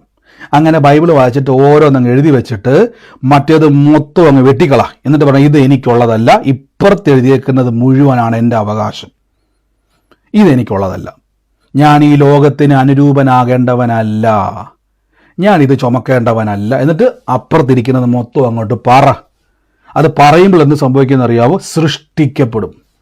അത് പറഞ്ഞുകൊണ്ടിരിക്കുമ്പോൾ ഉണ്ടായി വരും ദൈവരാജ്യത്തിൽ നിന്ന്. യേശു എങ്ങനെ 5 അപ്പം 2 മീനും വാഴ്ത്തിയിട്ട് എന്ത് ചെയ്തു? താഴോട്ട് ഇറക്കിയപ്പം 5000 പേര് ഞെട്ടിപ്പോയി. കൊടുത്തത് 5 അപ്പമാണ്, ഇപ്പം 5000 എവിടുന്ന് വന്നു? ദൈവരാജ്യത്തിൽ നിന്ന് വന്നു. കാണണോ നിങ്ങൾക്ക് ഇതുപോലെ ദൈവരാജ്യത്തിൽ നിന്ന് അനുഗ്രഹങ്ങൾ ഇറങ്ങി വരുന്നത്? കാണണോ നിങ്ങൾക്കിതെല്ലാം അനുഭവിക്കണമെന്ന്? നിങ്ങൾ ഇങ്ങനെ ചെയ്താൽ മതി. മൊത്തം അങ്ങ് എഴുതി വെച്ചിട്ട് വെട്ടിക്കളാം. എന്നിട്ട് ദൈവരാജ്യത്തിലുള്ളത് പറ, തുറന്നു വരുന്നത് കാണാൻ പറ്റും. ഇത് കാണണമെങ്കിൽ ഇത് പറയണം. പ്രയാസം വരുമ്പോൾ ഞാൻ പറഞ്ഞ കുറച്ച് കരഞ്ഞതൊക്കെ മതി, നിർത്ത്. ഇത്ര നേരം കരഞ്ഞില്ലേ? 1 മാസമൊക്കെ കരഞ്ഞില്ലേ? ഇത്ര നേരം സങ്കടപ്പെട്ടില്ല, ഇനി ഒന്ന് റെസ്റ്റ് ചെയ്യ്, എന്നിട്ടൊരു ബുക്ക് എടുത്തേ. ബ്രദർ എനിക്ക് ബുക്ക് എടുത്ത് എഴുതാൻ പോലും പറ്റും, എന്നാൽ മക്കളോട് പറഞ്ഞ് എഴുതാൻ. അല്ലെങ്കിൽ ഒന്നും പറ്റില്ലെങ്കിൽ ആ പ്രശ്നം ഒന്ന് റെക്കോർഡ് ചെയ്യും, അതിനേക്കാൾ നല്ല എഴുതുന്ന കേട്ടോ. ഒന്ന് എഴുതിക്കേ, എന്നിട്ട് ദൈവഹിതം തപ്പിയെടുക്കുക. എന്നിട്ട് പറഞ്ഞു ഞാൻ രക്ഷിക്കപ്പെട്ട എന്തിനു വേണ്ടിയാണെന്നറിയോ? ദൈവരാജ്യത്തിൽ കയറാൻ വേണ്ടിയാണ്. ദൈവരാജ്യത്തിൽ കയറിയിരിക്കുന്ന നിങ്ങൾ ദൈവരാജ്യത്തിലുള്ളത് അനുഭവിച്ചില്ലെങ്കിൽ നിങ്ങൾ ഈ രാജ്യത്തിലുള്ളവനല്ല എന്നതിൻ്റെ അർത്ഥം. പറയണം, ഞാൻ ഈ രാജ്യത്തിലുള്ളവനായതുകൊണ്ട് ഈ രാജ്യത്തിൽ ഇന്ത്യയിൽ ആധാർ കാർഡ് ഉണ്ടെങ്കിൽ അമേരിക്കക്കാരന് ആധാർ കാർഡ് ഇല്ല കേട്ടോ. ഇന്ത്യക്കാരന് പാൻ കാർഡ് ഉണ്ടെങ്കിൽ അമേരിക്കക്കാരന് പാൻ കാർഡ് ഇല്ല. ഇന്ത്യയിലുള്ളവനാണ് ഇതെല്ലാം കിട്ടുന്നത്. നിങ്ങൾ ചോദിച്ചു മേടിക്കത്തില്ല എൻ്റെ ആധാർ എന്ത് ചെയ്യും? റേഷൻ കടയിൽ പോയിട്ട് നമ്മൾ പറയത്തില്ല എൻ്റെ റേഷൻ എന്ത് ചെയ്യും? അപ്പം അമേരിക്ക വന്നൊരു സായിപ്പ് എന്തുകൊണ്ടാണ് ചോദിക്കാത്തത്? അവനില്ല അവകാശം റേഷൻ കാർഡിൽ. ഇന്ത്യയിലെ റേഷൻ കാർഡിൽ അവനില്ല, അവൻ്റെ പേരില്ല അവിടെ. ദൈവരാജ്യത്തിൽ പേരെഴുതിയ ഒരു ക്ലെയിം ചെയ്യണം, എനിക്ക് വേണം കർത്താവ്, ഇത് എൻ്റെ അവകാശമാണ്. അങ്ങനെ മനസ്സ് പുതുക്കി രൂപാന്തരപ്പെടുക. ദൈവം നിങ്ങൾക്ക് വേണ്ടി അത് തുറക്കുവാൻ ശക്തനാണ്. നമുക്ക് ഒരുമിച്ച് പ്രാർത്ഥിക്കേണ്ട. കർത്താവ് എന്നെ കൽപ്പന എന്ന് പറയുന്ന ഒരു വ്യക്തിക്ക് വേണ്ടി പ്രാർത്ഥിക്കുവാൻ ദൈവാത്മാവ് നിർബന്ധിക്കുകയാണ്. കൽപ്പനയുടെ ഭവനത്തിൽ അതുമായിട്ട് ബന്ധപ്പെട്ടത് ആരാണോ ഇപ്പോൾ യേശുവിൻ്റെ നാമത്തിൽ ആ കൽപ്പനയുടെ കുടുംബത്തിൻ്റെ മേൽ ദൈവത്തിൻ്റെ വലിയൊരു പ്രവൃത്തി ഇന്ന് അയക്കാൻ വേണ്ടി കർത്താവ് ചെയ്യുന്നു. ഇവിടെ ഒരു വാക്കിങ്ങനെ പറയുകയാണ്, നാളുകളായി ചുമന്നിരിക്കുന്ന ഭാരങ്ങളെ ഒഴിച്ചു വെച്ച് വലിയൊരു സ്വസ്ഥത കുടുംബത്തിൻ്റെ മേൽ കർത്താവ് ചെയ്യുവാൻ വേണ്ടി പോവുകയാണ്. യേശുവിൻ്റെ നാമത്തിൽ ഇന്ന് ഞാൻ പ്രാർത്ഥിക്കുന്നു. In the name of Jesus Christ. കർത്താവ് ഇന്ന് സൂമിലായിക്കോട്ടെ ലൈവിലായിക്കോട്ടെ യേശുവിൻ്റെ നാമത്തിൽ ഇന്ന് ബ്ലസ് ചെയ്യുന്നപ്പോൾ വലിയ ദൈവപ്രവൃത്തി കൊണ്ട് കർത്താവ് നിറയ്ക്കുന്നല്ലോ. എൻ്റെ കൂടെ ഇന്ന് എല്ലാവരും ഒന്ന് കുടുംബത്തെ നിന്ന് അനുഗ്രഹിച്ച് കർത്താവ് ഞങ്ങൾ യേശുവിൻ്റെ നാമത്തിൽ റിലീസ് ചെയ്ത് പ്രാർത്ഥിക്കുന്നപ്പോൾ കർത്താവ് ഇന്ന് കേട്ട വചനത്തിൻ്റെ മുഴുവൻ നന്മകളും ഞങ്ങൾ യേശുവിൻ്റെ നാമത്തിൽ നിന്ന് പ്രാർത്ഥിക്കുന്നപ്പോൾ പരിശുദ്ധയാത്മാവേ അങ്ങയുടെ മഹത്വം ഇന്നങ്ങ് വെളിപ്പെടുത്തുന്നല്ലോ, അങ്ങയുടെ കൃപ ഇന്നങ്ങ് വെളിപ്പെടുത്തുന്നല്ലോ യേശുവിൻ്റെ നാമത്തിൽ. ഞാനിപ്പോൾ ഒരു വീട് കർത്താവ് എന്നെ ഇങ്ങനെ കാണിച്ചുകൊണ്ടിരിക്കുക കുറച്ച് നേരമായിട്ട്. ആ വീടിൻ്റെ അകത്ത് ഞാൻ കാണുന്നൊരു കാഴ്ച എന്ന് പറഞ്ഞാൽ ഈ നടുക്ക് മുറിയിലായിട്ട് ഞാൻ കാണുന്നൊരു കാഴ്ച, ഈ നടുക്ക് മുറിയിലായിട്ട് തന്നെ ഈ പഴയ 2 കസേര ചേർത്ത് വെച്ചിരിക്കുക. പഴയ 2 കസേര ചേർത്ത് വെച്ചിട്ട് ഇങ്ങനെ ആ ഹോളിൽ തന്നെ നടുക്കത്തെ ആ ഹോള് പൊളിക്കുന്ന മുറിയിൽ തന്നെ അതിൻ്റെ വലത്ത് വശത്തായിട്ടൊരു മുറിയുള്ള ചെറിയൊരു ചായ്പ് പോലത്തെ ഒരു മുറിയുള്ളൊരു വീടാണ് ഞാൻ കാണുന്നത്. കർത്താവിനോട് പറയുന്ന ആ ഭവനത്തിൻ്റെ അവസ്ഥകൾക്കകത്ത് ദൈവം വലിയൊരു വ്യത്യാസത്തെ വരുത്താൻ വേണ്ടി പോവാണ്. യേശുവിൻ്റെ അധികാരമുള്ള നാമത്തിൽ എന്ന് പ്രാർത്ഥിക്കുന്നു.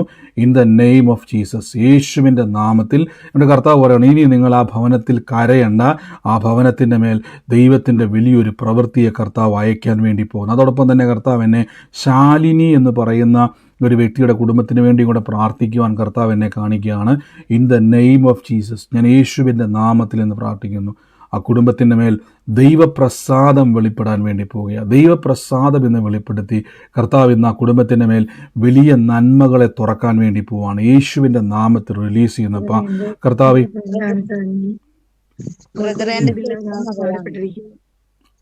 ഏതായിരുന്നു 2 പേര് അറ്റാളെന്നെ പറഞ്ഞ ഭയങ്കര വേദന. എന്നെ കണ്ട് ശാലിനിക്ക് ഒരു വീടില്ലാതെ ആകെ ഭാരപ്പെട്ടിരിക്കുക, എന്നോട് പ്രാർത്ഥിക്കാൻ പറഞ്ഞുകൊണ്ടിരിക്കുകയായിരുന്നു. ഇന്ന് കർത്താവ് ഇന്ന് കുടുംബത്തോട് പറഞ്ഞത് വലിയ സമാധാനത്തെ കർത്താവ് ഇന്ന് ചെയ്യാൻ വേണ്ടി പോവാണ്. യേശുവിൻ്റെ നാമത്തിൽ എല്ലാവരും ഒന്ന് പ്രാർത്ഥിച്ചുകൊണ്ടിരുന്നത് കർത്താവ് നിങ്ങളുടെ ഭവനങ്ങളെ തൊടും. ഈ സമയം നമ്മളിപ്പോൾ ദൈവരാജ്യത്തിലെ നന്മകളെയൊക്കെ ഒന്ന് അനുഭവിക്കാനൊന്ന് റെഡി ആയിക്കുക. അവിടെ നിന്ന് എടുത്തൊന്ന് ഉപയോഗിക്കുക. നിങ്ങളിപ്പോൾ ചിട്ടിക്കാരൻ്റെയും വട്ടിക്കാരൻ്റെയും അവിടെ ഇവിടെ എല്ലാം പുറകെ ഓടാതെ നിങ്ങൾ ആ ദൈവരാജ്യത്തിലെടുത്തങ്ങ് ഉപയോഗിക്കുക. നിങ്ങൾ രക്ഷിക്കപ്പെട്ട എന്തിനു വേണ്ടിയാണ്? സ്വർഗത്തിൽ പോകാൻ വേണ്ടി മാത്രമല്ല. ഈ ഭൂമിയിൽ ദൈവം ആക്കി വെച്ചിരിക്കുന്ന സമയം വരെ ജയാളിയായിട്ട് ജീവിക്കണം. ലോകത്തിൽ യേശു ധൈര്യപ്പെടും, ഞാൻ ലോകത്തെ ജയിച്ചിരിക്കുന്നു. ഈ ലോകത്തിൽ ജീവിക്കുമ്പോൾ നമ്മളെ പലപ്പോഴും പറഞ്ഞ് പഠിപ്പിച്ചതാണ് ഈ ലോകത്തിലുള്ളവരെ പോലെ ജീവിക്കരുത്. പ്രസംഗമൊക്കെ പ്രസംഗിച്ച് അവരെ പോലെ എന്ന് പറഞ്ഞാൽ നമ്മൾ അങ്ങനെ ജീവിക്കുന്നവരെ നമുക്ക് അറിയാമല്ലോ. പിന്നെ ഇതിൻ്റെ പ്രത്യേകിച്ച് ഒരു പ്രസംഗം അതല്ല പൗലോസ് പറഞ്ഞേക്കുന്നത്. പൗലോസ് ഉദ്ദേശിച്ചിരിക്കുന്നത് കോംപ്രമൈസ് ചെയ്യല്, നീ കൺഫേം ചെയ്യരുത്. ഒരു പ്രശ്നം വരുമ്പോൾ തപ്പണം ദൈവഹിതം എന്നാന്നുള്ളത്. അങ്ങനെ തപ്പി ജീവിക്കാനാണ് അവിടെ പറഞ്ഞിരിക്കുന്നത്. ഹല്ലേലൂയ. യേശുവിൻ്റെ നാമത്തിൽ എല്ലാവരും ഒന്ന് പ്രാർത്ഥിച്ചു. യേശുവിൻ്റെ നാമത്തിൽ കർത്താവേ അങ്ങയുടെ വലിയ മഹത്വം എന്ന് വെളിപ്പെടുന്നല്ലോ, യേശുവിൻ്റെ നാമത്തിൽ എൻ്റെ കൂടെ ഇന്ന് എല്ലാവരും ഒന്ന് പ്രാർത്ഥിച്ച് കർത്താവിൻ്റെ വലിയ മഹത്വം എന്ന് വെളിപ്പെടുന്നല്ലോ. ഇപ്പോൾ തന്നെ യേശു ക്രിസ്തുവിൻ്റെ നാമത്തിൽ in the name of Jesus. കർത്താവെ ഇന്ന് എല്ലാവരും പ്രാർത്ഥിച്ച് കർത്താവ് ഇന്ന് രോഗികളായി ഭാരപ്പെടുന്നവർ ആ വേദനയുള്ള ഭാഗത്ത് കൈവച്ച് ഇതിനുശേഷം ഞാൻ ചോദിക്കും, ആ വേദന മാറിയവർ, പൂർണ്ണ സൗഖ്യമാണ് നമ്മുടെ അവകാശം കൊണ്ട്, ആശ്വാസമല്ല, പൂർണ്ണ സൗഖ്യം ഇപ്പോൾ തന്നെ നമ്മുടെ ശരീരത്തിൽ ആരെങ്കിലും അനുഭവിക്കുന്നവരുണ്ടെങ്കിൽ സൂമിലോ ലൈവിലോ ആയിക്കോട്ടെ, ദൈവം തൊടുകയാണ് യേശുവിൻ്റെ നാമത്തിൽ. ഞാനൊരു കർത്താവിൻ്റെ ഒരു വീട് കാണിക്കുകയാണ്. ഞാൻ ആ വീടിൽ ഇങ്ങനെ കർത്താവിനെ കാണിക്കുന്നത്, ആ വീടിൻ്റെ വലതുവശത്തായിട്ട് തന്നെ, അത് മാത്രമല്ല ഈ ഒരു 4 കോണും, ഇതിന് ഈ പറയുന്ന വീടിൻ്റെ മതിലുണ്ട്, പക്ഷേ ഇതിന് മതിലുണ്ടെങ്കിലും 4 കോണും നിറച്ചും വീടുകൾ നിറഞ്ഞിരിക്കുന്ന ഒരു സ്ഥലമാണ്. ആ വീടിൻ്റെ ഓപ്പോസിറ്റായിട്ട് തന്നെ മത്തായി എന്ന് പറയുന്നൊരു വ്യക്തിയുടെ ഭവനമാണത്. അത് നിങ്ങൾക്ക് ഇനി അറിയത്തില്ലെങ്കിൽ വേറെ ഒന്ന് അന്വേഷിച്ചോണം. മത്തായി എന്ന് പറയുന്നൊരു വ്യക്തിയുടെ ഭവനമാണ് ഓപ്പോസിറ്റ് ഉള്ളത്. എന്നാൽ കർത്താവ് പറയുകയാണ്, ആ കുടുംബം മുഖാന്തരം ദൈവം നിങ്ങളുടെ ജീവിതത്തിൽ ഒരു വഴിത്തിരിവിനെ ചെയ്യുക. അതായത് ഈ വീട്ടിലിരിക്കുന്ന ആളുടെ ഓപ്പോസിറ്റ് വീട്ടിൽ മത്തായി എന്നു പേരുള്ള ഒരു വ്യക്തിയുടെ ഭവനമാണത്. നിങ്ങളിപ്പോൾ കേട്ടുകൊണ്ടിരിക്കുന്ന വീട്ടുകാർ ഇതിൻ്റെ അകത്ത് ഇരുന്നു കൊണ്ട് നേരെ നോക്കിയാൽ കാണുന്നത് ആ വീടാണ്. ആ വ്യക്തിയുടെ കുടുംബം മുഖാന്തരം കർത്താവ് നിങ്ങളുടെ ജീവിതത്തിലേക്ക് കർത്താവിൻ്റെ പ്രവൃത്തികളെ നയിക്കാൻ വേണ്ടി പോകുന്നത് പറയുന്നു. അതെനിക്കറിയത്തില്ല ആ വീടുമായിട്ട് എന്താ നിങ്ങൾക്ക് ബന്ധമെന്ന്, പക്ഷേ കർത്താവ് പറയുന്ന ആ വീടുമായി ബന്ധപ്പെട്ട് ദൈവം നിങ്ങളെ ഒരു വഴിത്തിരിവിലേക്ക് കൊണ്ടുപോകും. നിങ്ങൾ രണ്ടുപേരും സന്തോഷിക്കുന്ന ഒരു കാഴ്ച കർത്താവ് എന്നെ കാണിക്കുകയാണ്. ഞാൻ യേശുവിൻ്റെ നാമത്തിൽ റിലീസ് ചെയ്യുന്നു. ആ തടസ്സമായി നിൽക്കുന്നതൊക്കെ ഇപ്പം മാറുവാണ്. നമ്മൾ ഈ ലോകത്തിൽ കിടക്കേണ്ടവരല്ല, ദൈവരാജ്യത്തെ അനുഭവിക്കേണ്ടവരാണ്. ഞാനിപ്പോൾ പ്രാർത്ഥിക്കുന്നു യേശുവിൻ. പറഞ്ഞു. മത്തായി എന്ന് പറയുന്നത് എന്റെ ഹസ്ബൻഡിന്റെ അച്ഛന്റെ പേരാണ് മത്തായി. ഞാൻ ഈ പറഞ്ഞ വീട് അടയാളം കറക്റ്റാണ് സിസ്റ്ററെ?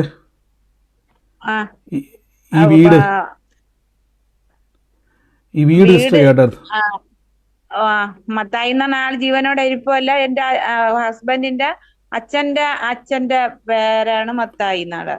സിസ്റ്റർ ഈ വീട് ഞാൻ പറഞ്ഞത് കേട്ടായിരുന്നു? ഓപ്പോസിറ്റ് വീട് എന്ന് പറഞ്ഞാൽ കേട്ടായിരുന്നോ? കേട്ടായിരുന്നു. എന്നാ ഏറ്റെടുത്തു. കർത്താവ് ഇന്ന് ആ ഭവനത്തിൻ്റെ മേൽ വലിയ പ്രവൃത്തിയെ ചെയ്യാൻ വേണ്ടി പോവാണ് യേശുവിൻ്റെ നാമത്തിൽ. ഞാൻ പറഞ്ഞതിൽ ഓപ്പോസിറ്റ് കാണുന്ന അടയാളം ഞാനതാ പറഞ്ഞത്. പലപ്പോഴും നമുക്ക് അന്വേഷിക്കണം. പലരും പറഞ്ഞു വേറെ ഞാൻ ആലോചന ഘട്ടത്തിന് ശേഷമാണ്, ഞാൻ തിരക്കിയപ്പോഴാണ് അത് ഇന്നാന്ന് മനസ്സിലായത്. അതുകൊണ്ട് എടുത്ത് ഞാൻ അങ്ങനെ പറഞ്ഞത്. അപ്പം നമുക്കറിയാത്ത പല കാര്യങ്ങളും ദൈവം മറച്ചു വെച്ചിട്ടുണ്ട്. എൻ്റെ കൂടെ പിന്നെയും പ്രാർത്ഥിച്ച് ദൈവരാജ്യത്തിൽ ഈ ദിവസങ്ങളിൽ കേൾക്കുന്നവരോർത്ത് നിങ്ങൾ ഈ ലോകത്തിൽ ജീവിക്കുമ്പം, എന്നോട് പലരും, ഞാൻ വിശ്വാസ ജീവിതത്തിൽ ഇറങ്ങിയപ്പോൾ ഞാൻ എൻ്റെ ഇപ്പോൾ 2012 മുതൽ ഞാൻ സുവിശേഷം പ്രസംഗിക്കാൻ തുടങ്ങി. ഇപ്പോൾ 2025 കയറുക. ഇത്രയും വർഷം ഞാൻ ദൈവരാജ്യത്തിൽ എന്തെല്ലാം കണ്ടെന്നും എന്തെല്ലാം അനുഭവിച്ചെന്നും എനിക്കിപ്പോഴും അത്ഭുതമാണ്. ദൈവപ്രവർത്തികൾ, കർത്താവിൻ്റെ ദൂതന്മാർ, എത്രയോ കാഴ്ചകൾ, എത്രയോ അനുഭവങ്ങൾ. എനിക്കതുകൊണ്ടാണ് ഇത്രയും ഉറപ്പിച്ച് ഞാൻ കൂടെ പറയുന്നത്. നിങ്ങൾക്ക് വേണമെങ്കിൽ ഈ പ്രാർത്ഥനയിൽ സ്റ്റോപ്പ് ചെയ്ത് പോകാം, പക്ഷേ ഞാൻ കണ്ടതും കേട്ടതും ഇപ്പം നമ്മൾ ഇപ്പം ഞാൻ ചോദിച്ച സഹോദരി പറഞ്ഞ പോലെ ഇവരുടെ വീടിൻ്റെ ഓപ്പോസിറ്റ് എന്താണ് ഇരിക്കുന്നത്, ആരാ താമസിക്കുന്നതെന്നും ഇന്ന് വെച്ച് നോക്കി. ആ സഹോദരി ഇരിക്കുന്ന സ്ഥലവും ഞാനിരിക്കുന്ന രാജ്യവും തമ്മിൽ എത്രയോ വ്യത്യാസമുണ്ട്. ഇന്ത്യയിലിരുന്ന് കേൾക്കുന്ന നമ്മൾ രണ്ടുപേരും, ഞാൻ വേറൊരു രാജ്യത്ത്. ഇതെങ്ങനെ കാണാൻ പറ്റുന്നു? മാനുഷിക ബുദ്ധിയിൽ ഇത് നടക്കത്തില്ല. മാനുഷിക ബുദ്ധിയിൽ ഇത് കാണാൻ കഴിയത്തില്ല. ഇതാണ് ദൈവരാജ്യം. ഇത് നിങ്ങൾ ഇവിടെ തന്നെ ഇരിക്കുന്നത്. ഇതൊക്കെ കാണാനും കേൾക്കാനും കഴിയുന്ന നിങ്ങളെക്കൊണ്ടും കഴിയും. എൻ്റെ കൂടെ ഇന്ന് പ്രാർത്ഥിച്ച് ഇതൊക്കെ നമുക്ക് ഈ ചുരുങ്ങിയ സമയം കൊണ്ടേ ഇതൊക്കെ കേൾക്കാനും കാണാനൊക്കെ കിട്ടുന്നുള്ളൂ. പക്ഷേ ദൈവകൃപയിൽ എല്ലാ ദിവസവും വലുതായിട്ട് കർത്താവിൻ്റെ കൃപയിൽ അനുഭവിക്കാൻ നമുക്ക് പറ്റുന്നുണ്ട്. എല്ലാവരും പ്രാർത്ഥിച്ച് യേശുവേ, ഞാൻ കർത്താവിനോട് പറയണം, ഒരു ഗോപാലകൃഷ്ണൻ എന്ന് പറയുന്ന ഒരു വ്യക്തിയുടെ ഭവനത്തെ കർത്താവ് എന്നെ കാണിക്കുന്നു. ഗോപാലകൃഷ്ണൻ്റെ ഭവനത്തെ കർത്താവ് എന്നെ കാണിച്ചിട്ട് ഇങ്ങനെ ഒരു വാക്ക് പറയുകയാണ്. ആ കുടുംബത്തിൻ്റെ മേൽ, ഗോപാലകൃഷ്ണൻ്റെ കുടുംബത്തിൻ്റെ മേൽ ഞാൻ യേശുവിൻ്റെ നാമത്തിൽ ഒരു കാണുന്ന ഒരു കാഴ്ച എന്ന് പറഞ്ഞാൽ ബിനോയ് കർത്താവിൻ്റെ ബിനോയ് എന്ന് പറയുന്ന വ്യക്തി ആ ഭവനത്തിലോട്ട് കടന്നു വരുന്നത് കാണിക്കുന്നുണ്ട്. ആ ബിനോയ് ആ ഭവനത്തിൽ ഉള്ളതാണോ എന്ന് എനിക്കറിയത്തില്ല. പക്ഷേ ബിനോയ് ആ വീടിൻ്റെ അകത്തോട്ട് കയറി വരുന്നതും, പക്ഷേ ആ വീടിൻ്റെ അകത്ത് ഈ ഗോപാലകൃഷ്ണൻ്റെ ഭവനത്തിൻ്റെ അകത്ത് ബിജു എന്ന് പറയുന്നൊരു വ്യക്തിയെ കർത്താവ് സ്പർശിക്കുന്നതായിട്ടും കർത്താവ് എന്നെ കാണിക്കുന്നു. ഈ ബിനോയ് എന്ന് പറയുന്ന വ്യക്തി കർത്താവിൻ്റെ കൃപയിൽ ആ കുടുംബത്തിലോട്ട് വരുന്നത് ഈ ഗോപാലകൃഷ്ണൻ്റെ ഭവനത്തിൽ ദൈവരാജ്യത്തിൻ്റെ ശക്തിയെ കർത്താവ് വെളിപ്പെടുത്താൻ വേണ്ടിയാണ്.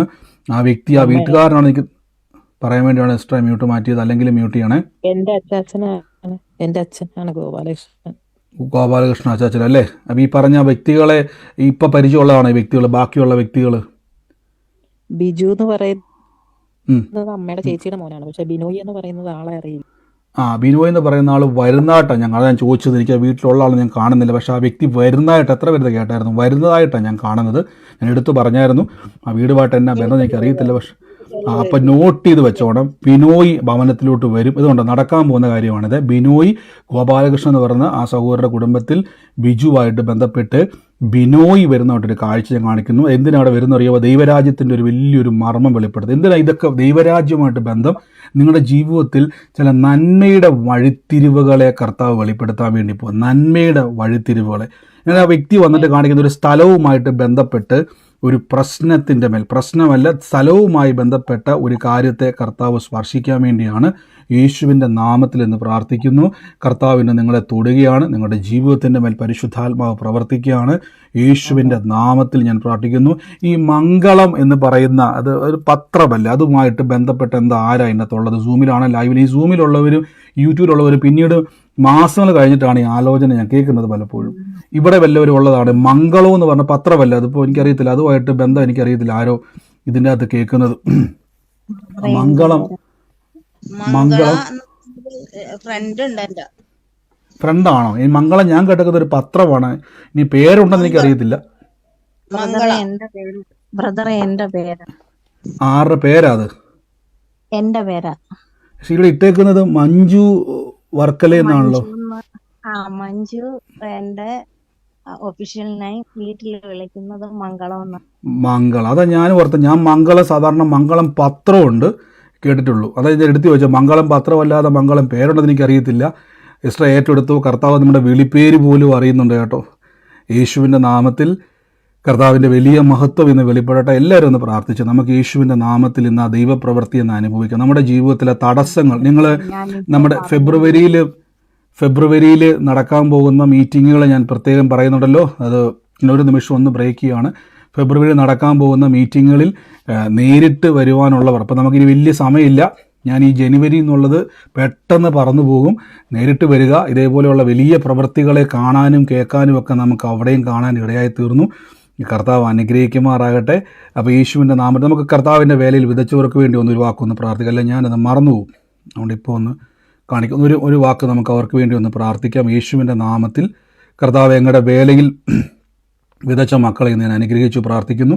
പിന്നെയും കർത്താവിൻ്റെ വേല ഞാൻ പറഞ്ഞതുപോലെ ദൈവരാജ്യത്തിന് വേണ്ടി വരാൻ പോകുന്ന എല്ലാ പ്രാർത്ഥനകൾക്കും വേണ്ടി ഇന്ന് നിങ്ങളുടെ ദശാംശങ്ങളായിക്കോട്ടെ, ഓഫറിങ്ങുകളായിക്കോട്ടെ, ഒന്നും നഷ്ടപ്പെടത്തില്ല. വിതയ്ക്കുന്നവൻ കൊയ്യും എന്ന വചനത്താൽ ഇന്ന് ഞാൻ ബ്ലസ് ചെയ്യുന്നപ്പ, യേശുവിൻ്റെ നാമത്തിൽ എന്ന് പ്രാർത്ഥിക്കുന്നപ്പ. പരിശുദ്ധാത്മാവെ, വിതച്ചവൻ കൊയ്യും. ഇന്ന് എനിക്ക് വ്യക്തിപരമായിട്ട് ആർക്കും മറുപടി തരാൻ കഴിഞ്ഞില്ലെങ്കിലും ഒരുമിച്ച് ഞങ്ങൾ ബ്ലസ് ചെയ്യുന്നപ്പ. ഒറ്റ പൈസ പോലും, ജോലിയിലായിക്കോട്ടെ, ബിസിനസ്സിലായിക്കോട്ടെ, ഏത് വരുമാന മാർഗമായിക്കോട്ടെ, വർദ്ധിക്കത്തുള്ള ഒറ്റ പൈസ പോലും പാഴായി പോകത്തില്ല. നിങ്ങളുടെ അധ്വാനം നിങ്ങൾ തന്നെ ഭക്ഷിക്കും. നീ ഭാഗ്യവാൻ, നിനക്ക് നന്മ വന്നിരിക്കുന്നു എന്ന വചനത്താൽ ബ്ലസ് ചെയ്യുന്നു യേശുവിൻ്റെ നാമത്തിൽ. ഈ സമയത്ത് രോഗികളായി ഭാരപ്പെടുന്നവർ കൈവച്ച് ആ പെടലി സംബന്ധമായ ചില വേദനകൾ ഇപ്പം നിങ്ങളെ വിട്ട് മാറിപ്പോവുക. ഞരമ്പ് സംബന്ധമായിട്ടുള്ള വേദനകൾ ഇപ്പം സൗഖ്യമാകുക. രോഗങ്ങൾ, ക്യാൻസറോ ട്യൂമറോ മുഴകളോ എന്തുവാ, ഇതിന് ശേഷം ശ്രദ്ധിച്ചോണേ. ഇതിന് ശേഷം പ്രത്യേകം ബ്രദറെ എനിക്കൊരു വിഷയമെന്ന് പറയരുത്. ഒരുമിച്ച് എല്ലാവർക്കും വേണ്ടി പ്രാർത്ഥിക്കുകയാണ്. ഇത് ഏറ്റവും ശക്തമായ പ്രാർത്ഥന തന്നെയാണ്. ഇതിനെ ശ്രദ്ധിച്ച് കേട്ടോണം. ഇപ്പോൾ ഒരുമിച്ച് ഞാൻ പ്രാർത്ഥിക്കുന്നു. രോഗമുള്ളവർ, വേദന ഉള്ളവർ, ഇപ്പം നമ്മൾ ചോദിക്കും, വേദന ആരെങ്കിലും ഉള്ളവരുണ്ടെങ്കിൽ കൈ അവിടെ വെച്ച്, ഇനി ആ വേദന അവിടെ വരത്തില്ല. യേശു പറയണം, ഈ ലോകത്തിലാണ് വേദനയുള്ളത്, ദൈവരാജ്യത്തിലുള്ള എനിക്ക് വേദനയില്ല. നമ്മൾ പലപ്പോഴും പഠിച്ചെന്നറിയാവോ, വേദനയും യാതനയും ഇല്ലാത്ത ഒരു ലോകത്തേക്ക് അവർ പോയെന്ന് പഠിപ്പിക്കാറുണ്ട്. അതായത് നിത്യതയെപ്പറ്റി പറയുന്നത്. പക്ഷേ പ്രിയരെ അറിയണേ, യേശു മുറിവേറ്റത് ഈ ലോകത്തിലെ വേദന മാറാൻ വേണ്ടിയാണ്. നമ്മൾ പലപ്പോഴും ആശ്വസിപ്പിക്കുന്നത് അങ്ങനെ കേട്ടോ, വേദനയില്ലാത്ത ലോകത്തേക്ക് പോയി. അതെന്നെ അങ്ങനെ പറഞ്ഞത്? യേശു ഇവിടെ വെച്ചല്ലേ, സ്വർഗത്തിൽ വെച്ചല്ലല്ലോ യേശു മുറിവേറ്റത്. യേശു വേദന കൊണ്ട് കരഞ്ഞത് ഈ ഭൂമിയിലാണ്, ഇസ്രായേലിൽ വെച്ചാണ്, ഗോൽഗോത്തയിൽ വെച്ചാണ് യേശു ക്രിസ്തു പ്രാണൻ വിട്ടത്. കർത്താവിനെ മാറി മാറി അടിച്ചപ്പോൾ നിലവിളിച്ചത് ഈ ഭൂമിയിലാന്നേ. അങ്ങനെ ഇവിടുന്ന് രക്ഷപ്പെടാൻ നോക്കരുത് കേട്ടോ. ഈ വേദനയുമായിട്ട് ഇവിടുന്ന് രക്ഷപ്പെടരുത്. ഈ വേദന ഇവിടെ വെച്ച് തന്നെ ക്യാൻസൽ ചെയ്തോണം. പറയണം, എൻ്റെ യേശു നിലവിളിച്ച വേദന ഞാൻ ഇനി ചുമക്കേണ്ട കാര്യമില്ല. എൻ്റെ യേശു എൻ്റെ വേദന വഹിച്ചതാ. ആ രോഗത്തോട് പറ, നീ എന്തിനാ എൻ്റെ പേര് കയറിയിരിക്കുന്നത്? ഞാൻ ഈ ലോകത്തിലുള്ളവനെ പോലെ അല്ല കേട്ടോ. എന്ന് പറ, ഈ ലോകത്ത് ഞാൻ അനുരൂപമാകത്തില്ല. ഞാൻ വീണ്ടും ആ വാക്ക് പറയുകയാണ്. റോമാലേഖനത്തിൻ്റെ അകത്ത് നമ്മൾ കേട്ട ആ വാക്കിൽ അപ്പോസ്തലനായ പൗലോസ് ലീഗ പറഞ്ഞിരിക്കുന്നത് പോലെ തന്നെ, not conform to this world, to be conform this world. നിങ്ങൾ ഈ ലോകത്തോട് എന്ത് ചെയ്ത് അനുരൂപരാകരുത്. രോഗം വരുമ്പോൾ സാരമില്ല, കുഴമ്പും തിരുമ്മിക്കൊണ്ടിരിക്കരുത്. ആ കുഴമ്പൊക്കെ ഒന്ന് മാറ്റിവെച്ച് കൈവച്ച് യേശുവിൻ്റെ നാമത്തിൽ ആരെങ്കിലും ഇന്ന് രോഗികളുണ്ടെങ്കിൽ വേദന ഉണ്ടെങ്കിൽ നിങ്ങളിപ്പോൾ ചോദിക്കുക, ഉള്ളവരാരെങ്കിലും ഉണ്ടെങ്കിൽ കൈവച്ച് ആ വേദന നിങ്ങളെ വിട്ട് പോവുക. ആ രോഗശക്തികൾ, വർഷങ്ങളായിട്ടുള്ള പഴക്കമുള്ള രോഗങ്ങൾ സൂമിലോ ലൈവിലോ ആയിക്കോട്ടെ, കൈയോടെ വെച്ചിട്ട് യേശുവിൻ്റെ തിരുമുറിവിനാൽ സൗഖ്യം വന്നിരിക്കുന്നു. യേശുവിൻ്റെ തിരുമുറിവിനാൽ ആരോഗ്യം വന്നിരിക്കുന്നു. ഇപ്പോൾ തന്നെ യേശുവിൻ്റെ നാമത്തിൽ വെച്ചിരിക്കുന്നപ്പാ. Thank you holy spirit. In the name of Jesus, യേശുവിൻ്റെ നാമത്തിൽ എന്ന് പ്രാർത്ഥിക്കുന്നപ്പാ. കർത്താവേ, ആ വേദന ഇപ്പം തന്നെ വിട്ടു മാറിയ കൈ ഒന്നിരിക്കുകയെ ആ വേദനയുള്ള ഭാഗത്തോട്ട്, രോഗമുള്ള ഭാഗത്ത് കൈവച്ച് നോക്കിയ വേദന നിങ്ങളെ വിട്ട് മാറിയിരിക്കുന്നു. യേശുവിൻ്റെ നാമത്തിൽ കർത്താവെ, വേദന യേശു എൻ്റെ രോഗത്തെ യേശു വഹിച്ചത്. യേശുവിൻ്റെ തിരുമുറിവിനാൽ സൗഖ്യം വന്നിരിക്കുന്നു. യേശുവിൻ്റെ തിരുമുറിവിനാൽ സൗഖ്യം വന്നിരിക്കുന്നു. യേശുവിൻ്റെ തിരുമുറിവിനാൽ എനിക്ക് സൗഖ്യം പുതിയ അവയവങ്ങൾ വന്നിരിക്കുന്നു. Thank you Jesus. യേശുവിൻ്റെ നാമത്തിൽ തന്നെ ആമേൻ.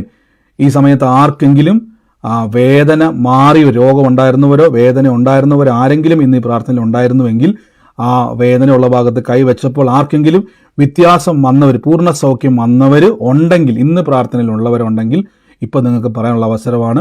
ഉള്ളവരാരെങ്കിലും ഉണ്ടെങ്കിൽ ഇപ്പം പറഞ്ഞാട്ടെ. ഉള്ളവരുണ്ടെങ്കിൽ പറഞ്ഞാട്ടെ. ബ്രദറെ, എന്റെ കൈയുടെ വേദന മാറി.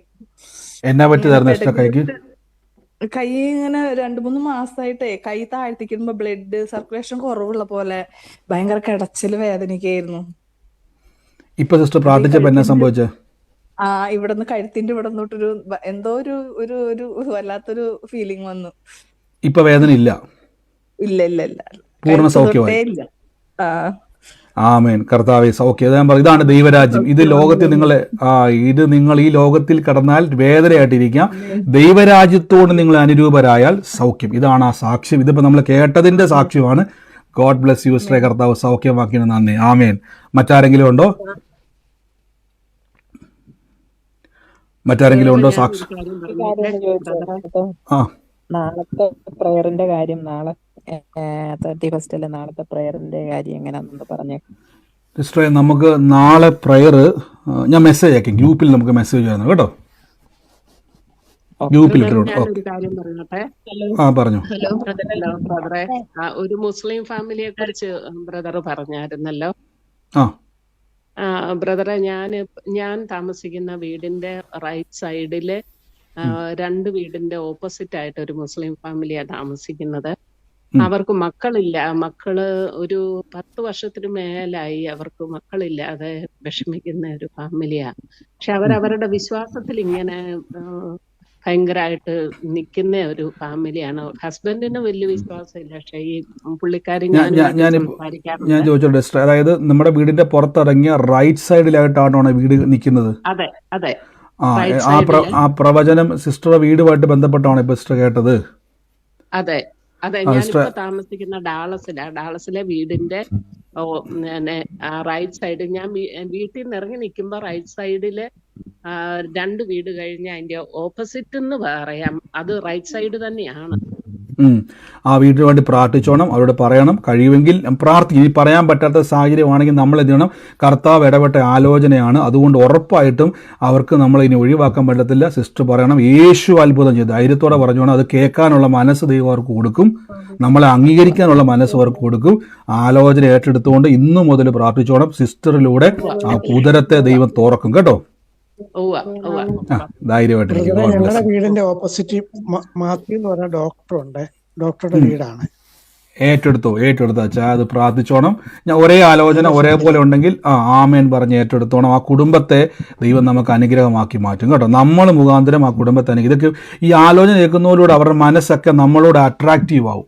നമ്മളോട് അവർ മൊത്തം എന്ത് ചെയ്യും? നമ്മൾ കംപ്ലീറ്റ് നമുക്ക് അനുകൂലമായിട്ട് എല്ലാ കാര്യങ്ങളും വരും. നമ്മൾ പ്രാർത്ഥിക്കാൻ റെഡിയായിരുന്നാൽ മാത്രം അതിന്. ഹലോ ബ്രദർ, വീടിന്റെ വലതുവശത്ത് ഒരു മുസ്ലിംസിന്റെ വീടാണ്. അവര് പക്ഷെ ഞങ്ങളോടൊന്നും അങ്ങനെ മിണ്ടാറൊന്നുമില്ല. ഞങ്ങളോട് അങ്ങനെ ഞങ്ങളോടൊരു പുച്ഛമാണ് അവർക്ക്. ഞങ്ങളോട് ഒട്ടും മിണ്ടാറും ഞങ്ങളോട് സ്നേഹം കാണിക്കാറൊന്നുമില്ല. കാരണം ഞങ്ങളുടെ വീട്ടിൽ കുറെ വിഷയങ്ങളുള്ളതുകൊണ്ട് അവർക്ക് ഞങ്ങളോടൊരു ഭയങ്കര പുച്ഛമാണ്. സിസ്റ്റർ, ഞാൻ പറഞ്ഞല്ലോ, ഈ ആലോചന കേൾക്കുന്ന സമയത്ത് നമ്മളത് പ്രാർത്ഥിച്ചുകൊണ്ടിരുന്നാൽ മതി. ഞാൻ പറയും, ഈ ലോകത്ത് ഒരു സെക്കൻഡ് ഒന്ന് മ്യൂട്ട് ചെയ്തോട്ടെ. ഒരു മിനിറ്റ് ഞാൻ മ്യൂട്ട് ചെയ്തോട്ടെ. എല്ലാവരെയും മ്യൂട്ട് ചെയ്തു. ഒരു സെക്കൻഡ് ഞാനൊന്ന് പറഞ്ഞോട്ടെ.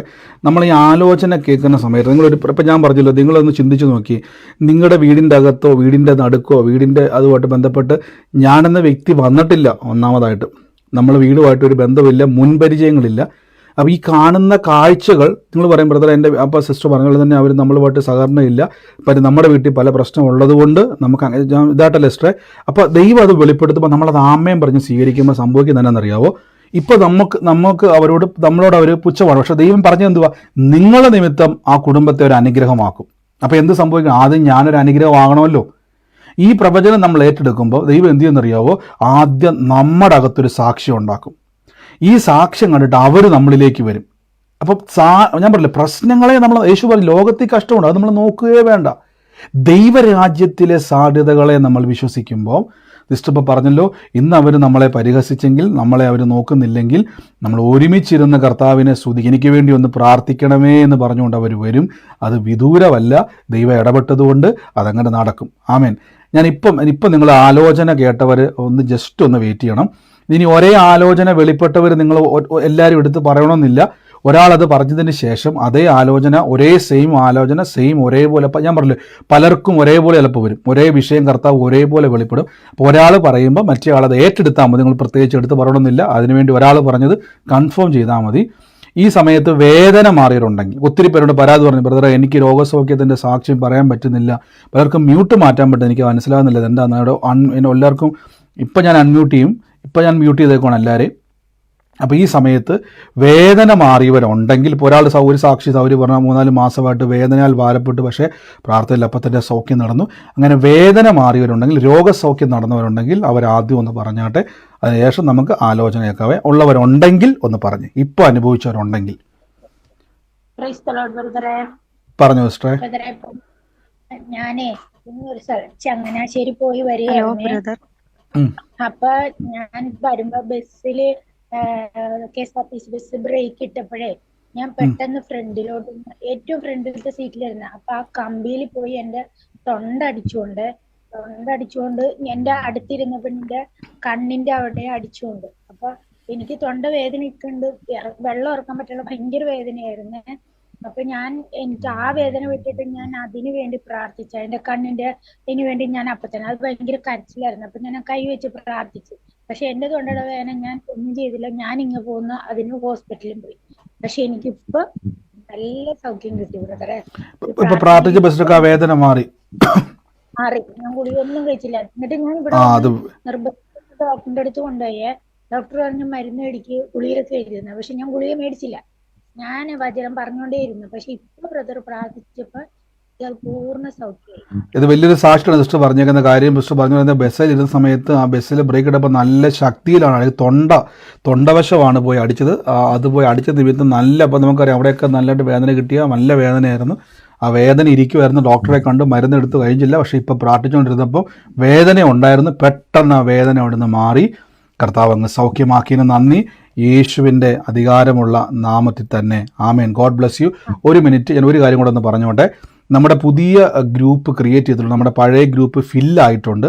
പലരും നിങ്ങൾ എല്ലാവരും ഒരേ ഗ്രൂപ്പിൽ വന്ന് കയറരുത്. നമുക്ക് എന്തിനാന്ന് വെച്ച് കഴിഞ്ഞാൽ ഈ പുതിയ ആൾക്കാർക്ക് കയറാൻ വേണ്ടിയാണ്, ജോയിൻ ചെയ്യാൻ വേണ്ടിയാണ് പുതിയ ഗ്രൂപ്പ് ക്രിയേറ്റ് ചെയ്തിട്ടുണ്ട്. അപ്പം അത് ഈ സമയത്ത് ഇപ്പോൾ ജസ്റ്റ് ഞാനോ അല്ലെങ്കിൽ ആരെങ്കിലും ഇപ്പോൾ ആ ഗ്രൂപ്പ് ഒന്ന് ഷെയർ ചെയ്യും.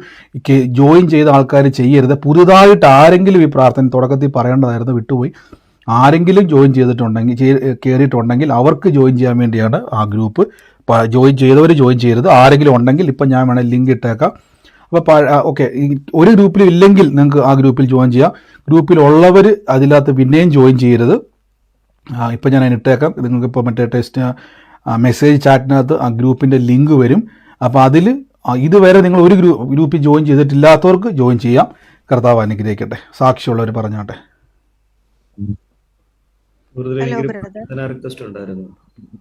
പ്രയർ റിക്വസ്റ്റ് സിസ്റ്റർ ബ്രദറെ നമ്മൾ പ്രാർത്ഥിച്ചായിരുന്നു ബ്രദറെ. അത് അത്ഭുതം നടന്നു കഴിഞ്ഞു കേട്ടോ.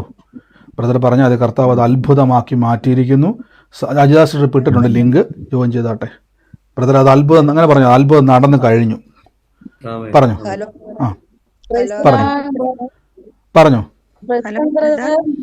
പറഞ്ഞു സിസ്റ്ററെ. ഒരു മുസ്ലിംസ് വീട് പറഞ്ഞില്ലേ, പറഞ്ഞു. Hello, brother. ഞാന് പിന്നെ ഡിസംബർ മാസം ബ്രദർ ഒരു ദൂത് പറഞ്ഞായിരുന്നു. ഡിസംബർ 8-ാം തീയതി രാത്രി 9 മണിക്ക് പിന്നെ മെസ്സേജില് പിന്നെ ബ്രദർ ഒരു ദൂത് പറഞ്ഞായിരുന്നു. പിന്നെ അത് ഒരു ബാഗില് 2 ആധാർ കാർഡും എടുത്ത് വെച്ചിട്ട് ഞാൻ ഒരു അതിൻ്റെ അകത്തൊരു മാല പോലത്തെ ഒരു സംഭവം, ഒരു സാധനം വെച്ചിട്ടുണ്ടെന്ന്. അതൊരു പിന്നെ വെള്ളി നൂലായിരുന്നു എന്റെ കൊച്ചുമോന്റെ. അപ്പൊ ആധാർ കാർഡ് എന്റെ അമ്മയുടെ ആയിരുന്നു. ഏകദേശം വയസ്സ് ഒരു 56 വയസ്സ് പറഞ്ഞായിരുന്നു. പക്ഷെ എനിക്ക് 52 വയസ്സുണ്ട്. പിന്നെ പറഞ്ഞു സിസ്റ്ററെ.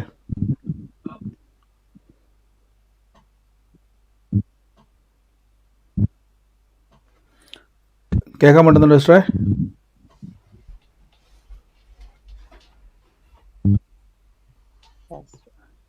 കേൾക്കാൻ പറ്റുന്നുണ്ടോ?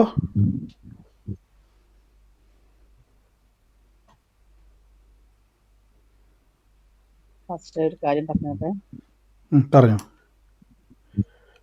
ഫസ്റ്റ് ഞങ്ങൾ ഇന്നലെ ഒരു പ്രാർത്ഥനയ്ക്ക് പോയിട്ട് തിരിച്ചു വരുമായിരുന്നു. വരുന്ന വഴി നമ്മുടെ വീടിന്റെ അടുത്ത് എത്താനായ സമയത്ത് കുറേ ആൾക്കാർ റോഡിൽ കൂടി നിൽക്കുമായിരുന്നു. അപ്പൊ പെട്ടെന്ന് മോൻ ബൈക്ക് നിർത്തി. അപ്പൊ നോക്കുമ്പോ മദ്യപിച്ചിട്ട് ഒരു റോട്ടിൽ നിന്ന് വലിച്ച് സൈഡിലേക്ക് നീക്കുവാണ്. എല്ലാവരും തന്നെ മദ്യപിച്ചത്. ഒരു കുട്ടിക്ക് ബോധമില്ലാതെ അങ്ങനെ വലിച്ച് നീക്കുക. എനിക്ക് ഭയങ്കര വിഷമമായി പോയി. എനിക്ക് ഇന്നലെ ഇവിടെ വന്ന് ഞാൻ ആ കുട്ടിക്ക് വേണ്ടി ഒത്തിരി പ്രാർത്ഥിച്ചു. എനിക്ക് അറിയില്ല ഏത് കുട്ടിയാണെന്ന് അറിയില്ല. ഞങ്ങളിവിടെ വാടകയ്ക്ക് താമസിക്കുന്ന ഏത് കുട്ടിയാണെന്നൊന്നും അറിയില്ല. ഈ കുട്ടിന്ന് വെച്ചാൽ ഒരു 10, 18, 20 വയസ്സൊക്കെ ഉണ്ടാവും അവന്. അപ്പൊ എന്നിട്ട് കുറെ പേരുണ്ടാവും ഇല്ലാണ്ട് വലിച്ചുകൊണ്ടാവും. ഇന്നലെ അപ്പൊ ഫാസ്റ്റ് പ്രാർത്ഥിക്കുന്ന അവർക്ക് ഈ മദ്യപിച്ച് നശിച്ചു പോകുന്ന ലോകത്തിൽ എനിക്ക് ഇന്നും ആ വിഷമം മാറുന്നില്ല ഫാസ്റ്റ്. എനിക്കത് കണ്ടിട്ട് തീർച്ചയായിട്ടും സിസ്റ്റർ, അവരെ അവകാശമായിട്ട് പ്രവചനം കർത്താവ് തലമുറകളെ ഞാൻ അവകാശമാക്കി പ്രാർത്ഥിക്കുന്നു പറഞ്ഞോണം. അങ്ങനെ പറഞ്ഞു പ്രാർത്ഥിച്ചോണം.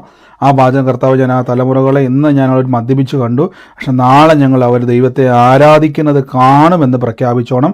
അതങ്ങനെ തന്നെ സംഭവിക്കും കേട്ടോ. അത്ഭുതമായി തന്നെ കർത്താവ് അത് മാറ്റും. ഞാനത് പറഞ്ഞു. ഒരു മിനിറ്റ് എല്ലാവരും കൂടെ. ഹലോ ബ്രദറെ, ഞാൻ നേരത്തെ വിളിച്ചിട്ടുണ്ടായിരുന്നു. എന്റെ മോന് കാര്യം പറഞ്ഞു. മോന് കിഡ്നിയിൽ ഇങ്ങനെ പ്രശ്നമുണ്ട്, ഡാമേജ് ആണ്. അപ്പം ഹോസ്പിറ്റലിൽ ഇപ്പൊ ചെന്നപ്പോഴും ക്രിയാറ്റിൻ വളരെ കൂടുതല. ഇങ്ങനെ പോവാണെങ്കിൽ ചിലപ്പോ അത് ട്രാൻസ്പ്ലാന്റ് ആകേണ്ടി വരും. അത് ആകെ വിഷമത്തിലാണ്. പ്രത്യേകം ഒന്ന് പ്രാർത്ഥിക്കൂ. നേരത്തെ വിളിച്ചിട്ടുണ്ടായിരുന്നു. ഹലോ, ഒന്നുകൂടെ പറഞ്ഞു സിസ്റ്ററെ. അവർക്ക് മോനാണ് നേരത്തെ കിഡ്നിയുടെ പ്രശ്നം ഉണ്ടായിരുന്നു. ഒരു കിഡ്നി ഫെയിൽ, ഒരു കിഡ്നിയുടെ പകുതി ഡാമേജ് ആയിരുന്നു. അപ്പൊ അത് ഞങ്ങൾ ട്രീറ്റ്മെന്റ് ചെയ്തുകൊണ്ടിരിക്കുക. അപ്പം അത് ഇങ്ങനെ ഇപ്പൊ ക്രിയാറ്റിൻ ഇങ്ങനെ കൂടി വരികയാണ്. ഇങ്ങനെ പോയാൽ ട്രാൻസ്പ്ലാന്റ് ചെയ്യേണ്ടി വരും എന്ന് പറഞ്ഞ ഡോക്ടർ. ഇല്ല സിസ്റ്റർ, ഞാൻ പറഞ്ഞിട്ടുള്ളൂ എപ്പോഴും ഇപ്പോൾ തന്നെ പറഞ്ഞോണം. കർത്താവ് അത് പുതിയ അവയവം സൃഷ്ടിക്കപ്പെടും. ഞങ്ങൾ അത്ഭുതപ്പെടും.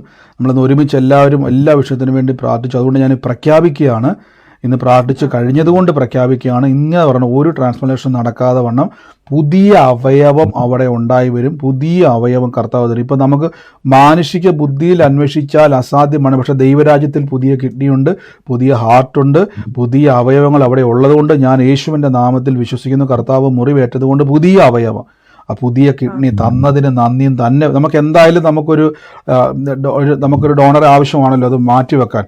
അപ്പൊ ആ വ്യക്തി വരാതെ യേശുവിന്റെ നാമത്തിൽ നമ്മൾ പറഞ്ഞു, കർത്താവേ എനിക്ക് പുതിയ കിഡ്നി വേണം, അത് ദൈവരാജ്യത്തിൽ പുതിയ കിഡ്നി ഉണ്ട്, അത് കിട്ടിയതിന് നന്ദി എന്ന് പറഞ്ഞാൽ മതി. അങ്ങനെ തന്നെ പറഞ്ഞുകൊണ്ടിരുന്നു. ഉറപ്പായിട്ടും ഞാൻ പറയുന്നു, അവിടെ പുതിയതുണ്ടായി വരും. ഒരു മാറ്റിവെക്കലും ചെയ്യാതെ തന്നെ കർത്താവ് അവിടെ അത്ഭുതം ചെയ്യും കേട്ടോ. God bless U. Hello brother. പറഞ്ഞു സിസ്റ്റർ, കട്ടായി പോയിരുന്നു സിസ്റ്റർ, പറഞ്ഞു. ബ്രദർ അങ്ങനെ ഒരു ദൂത് പറഞ്ഞായിരുന്നു. പക്ഷെ ഞാൻ വീട്ടിൽ നിന്ന് ഇറങ്ങാൻ വേണ്ടി എന്റെ 70 വയസ്സുള്ള അമ്മയെയും കൂട്ടി വീട്ടിൽ നിന്ന് ഇറങ്ങാൻ വേണ്ടി എങ്ങോട്ട് പോകണം കർത്താവേ എന്ന് പറഞ്ഞ് ഇങ്ങനെ ഇരുന്നപ്പോഴാണ് ബ്രദർ ദൂത് പറഞ്ഞത്. അപ്പോ പിന്നെ ഞാൻ ബ്രദർ ഇങ്ങനെ പറഞ്ഞു, ഇനി അലയണ്ട, കർത്താവ് ഉറപ്പിക്കാൻ പോവാ. അപ്പൊ വർഷങ്ങളായി എനിക്ക് കയറി കിടക്കാൻ ഒരു വീടില്ല, വീട്ടില് എനിക്ക് നിൽക്കാൻ പറ്റാത്ത സാഹചര്യം. ഞാൻ എന്റെ കർത്താവെ എന്നുള്ള ഒരു തേങ്ങലായിരുന്നു എൻ്റെ ഉള്ളില്. പക്ഷേങ്കില് പിന്നെ ഒന്നും കാണാതെ ഞാൻ വീട്ടിൽ നിന്ന് പുറത്തിറങ്ങാറില്ല ബ്രദറെ. പിന്നെ എന്റെ കയ്യിൽ 5 പൈസ. ഒരു മിനിറ്റ് ഇത് എല്ലാവരും ഒരുമിച്ച് മ്യൂട്ട്. സിസ്റ്റർ ഒന്നും കൂടെ മ്യൂട്ട് മാറ്റിക്ക്. ഈ എല്ലാവരും ഒരുമിച്ച് ഈ മൈക്ക് മ്യൂട്ട് മാറ്റാതെ. സിസ്റ്റർ പറഞ്ഞു. ബ്രദർ ദൂത് പറഞ്ഞ പോലെ തന്നെ ഞാൻ എൻ്റെ അമ്മയെ കയ്യും പിടിച്ച് ഒന്നും കാണാതെ ഞാൻ വീട്ടിൽ നിന്ന് ഇറങ്ങി. പക്ഷെ ദൈവം എന്നെ പിന്നെ ഒരു വാടക വീട് തന്ന് സമാധാനത്തിൽ നിൽക്കാൻ വേണ്ടിയിട്ടുള്ള ആ സാമ്പത്തിക നന്മ ഞാൻ കർത്താവിനോട് പറഞ്ഞു, കർത്താവ് എനിക്ക് മറ്റാരുടെ മുമ്പിൽ കൈ നീട്ടാനും ഒക്കത്തില്ല, ദൈവം എനിക്ക് അത്ഭുതം ചെയ്യണം, ഒരു വാടക വീട് എടുത്ത് എൻ്റെ അമ്മയും കൊണ്ട് ജീവിക്കാനുള്ള ഒരു സാമ്പത്തിക നന്മ എനിക്ക് തരണമെന്ന് പറഞ്ഞു. കർത്താവ് വാടക വീട് 4500 രൂപ, പിന്നെ വാടക 10,000 രൂപ അഡ്വാൻസ് ഞാൻ കൊടുത്തു. ഇനി എനിക്കൊരു ഞാൻ എൻ്റെ അമ്മയും കൊണ്ട് ഇങ്ങ് കോയമ്പത്തൂർ വന്നു, കണ്ണൂർ ജില്ലയിൽ നിന്ന്.